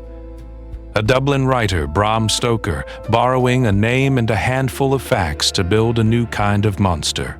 Films flickering in darkened rooms. And now, this. A quiet retelling by the fire, safe enough at least to listen. You have walked the circle, from your own room back to the 15th century and home again, carrying not just a monster, but a man whose world was sharper, narrower, more desperate than our stories usually admit. Does he seem more distant now, or closer? Below your imagined ridge, the pale dawn grows stronger. The long night of the story thins. Mist lifts from the fields of Wallachia like a thought leaving the mind, and a gentler day begins to form behind your closed eyes, where even this dark prince softens into a figure you can finally leave behind, as sleep comes walking up the hill to meet you. And as that gentler day gathers itself behind your eyes, I want to pause on this high, quiet ridge with you and simply say, thank you for walking this far into the dark. You have followed a long road tonight, through centuries and across lands where princes and emperors and Ottoman sultans wrestled for power in the shadow of these mountains. You have listened while a harsh, tangled history uncoiled itself into a story, and you have trusted me to guide you past fields of the impaled, through whispered superstition, and into the soft glow of a letter left by the fire. That trust matters. Names matter, and so does the time you have given. You may only be hearing this as a murmur now, half drifting, the words slipping past like mist sliding down a hillside at dawn.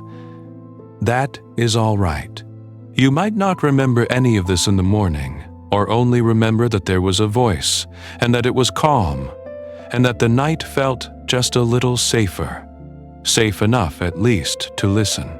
The gratitude is real, whether you catch every sentence or only a few scattered embers of sound.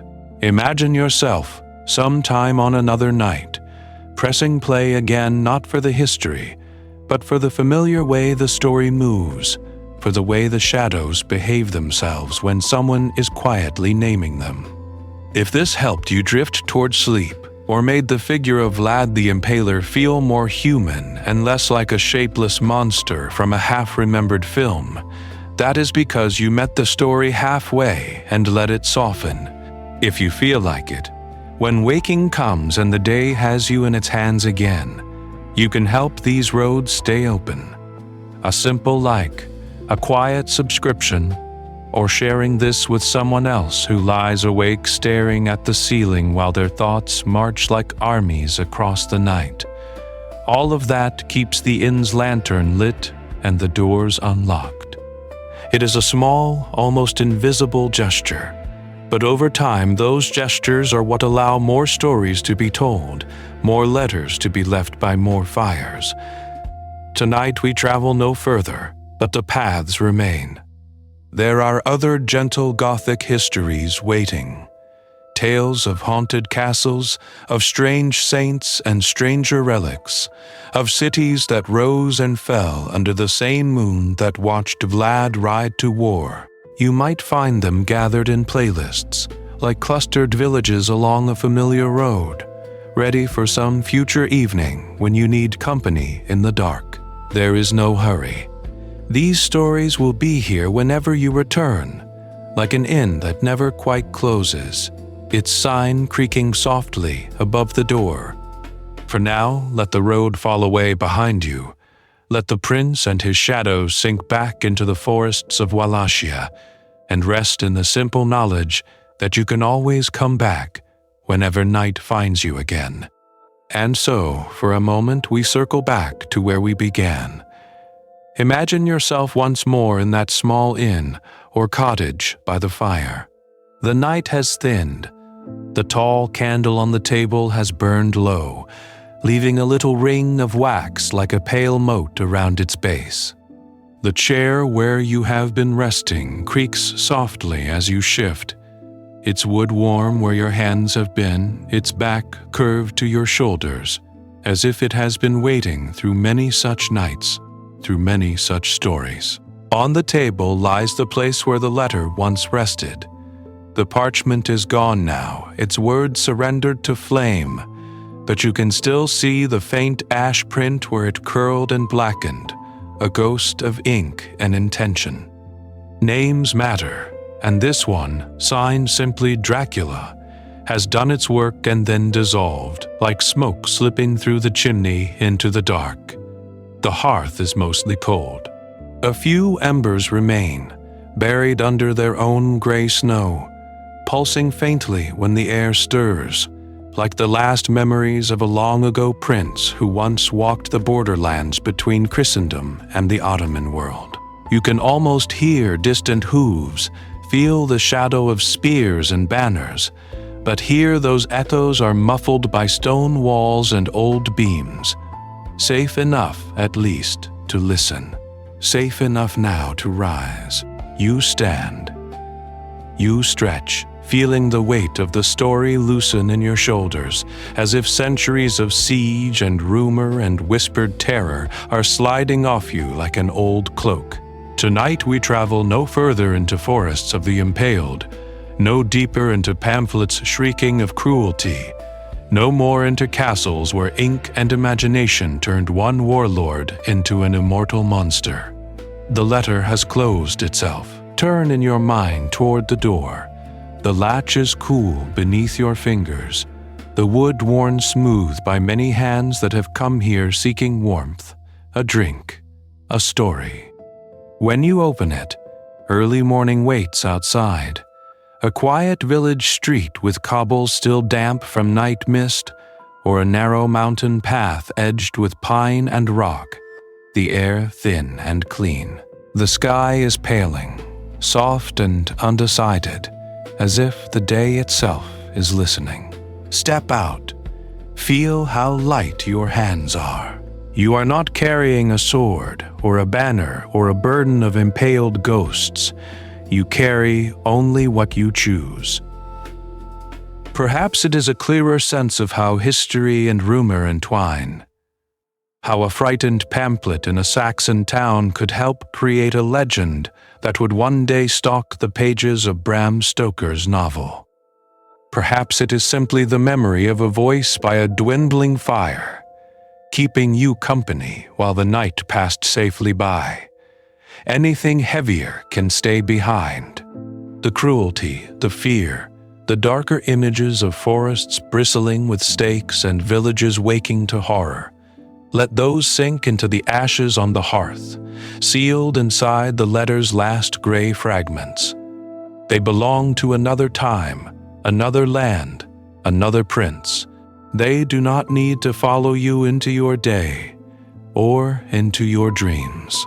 When you feel ready, imagine yourself walking a few paces away, then turning back for a final glance.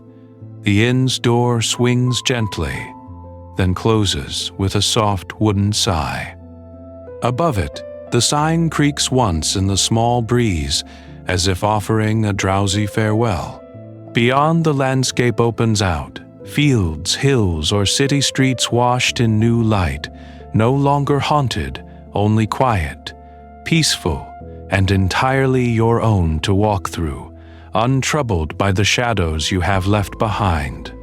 And somewhere far back in that inn you have just left, the chair still waits, the hearth still remembers, and the story rests, ready to be kind again whenever you choose to return.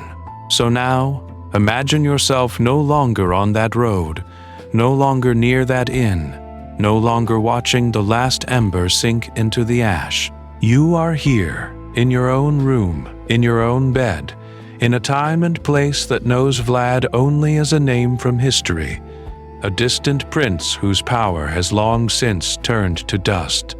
Tonight we travel no farther. The journey is complete. The story has folded itself closed like a letter returned to its envelope, tucked safely away on some forgotten shelf. Whatever shadows once gathered around the name Dracula now belong to centuries behind you, to lands you will never have to cross, to dangers that cannot step across the quiet border of this moment. Now dim the lights, if they are not dim already. Feel how the darkness here is different from the darkness of castle halls and forest paths, softer and kinder, with no watchful eyes in it, no Ottoman banners on the horizon, no prince riding out beneath a blood-red moon. Only the familiar outline of your room, the gentle weight of blankets, the steady air on your skin.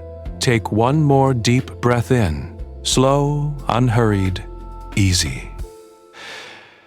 Let it fill your chest, your ribs, your back, as if you are drawing in all the safety of this room, all the distance between you and that old haunted world. And then exhale just as slowly, and feel any last scraps of tension, any lingering echo of the story, flow out of you and away, as if carried off down a long corridor you never have to walk. Your body is fully supported. The mattress holds you. The pillow cradles your head. There is nothing you must do, no choice you must make, no letter you must answer. Even your thoughts can set down their armor now. Let them grow slower and softer, like footsteps fading down stone steps, like a door closing gently in a far-off tower, until even the idea of Dracula feels small, distant, unimportant. Safe enough at least to listen has become safe enough to sleep. If later tonight you drift up to the surface of waking for a moment, remember this: the story will still be finished. You will not need to replay it, or guard against it, or argue with it.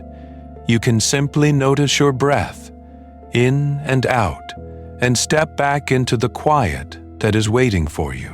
Names matter, but here his name is only a sound, a page in a book, a figure fading at the edge of a dream you have already walked out of. What remains is only stillness and the slow, calm rhythm of your own breathing. So now let the words thin out, let the silence widen, let sleep come closer and closer and closer. Good night, and when you wake,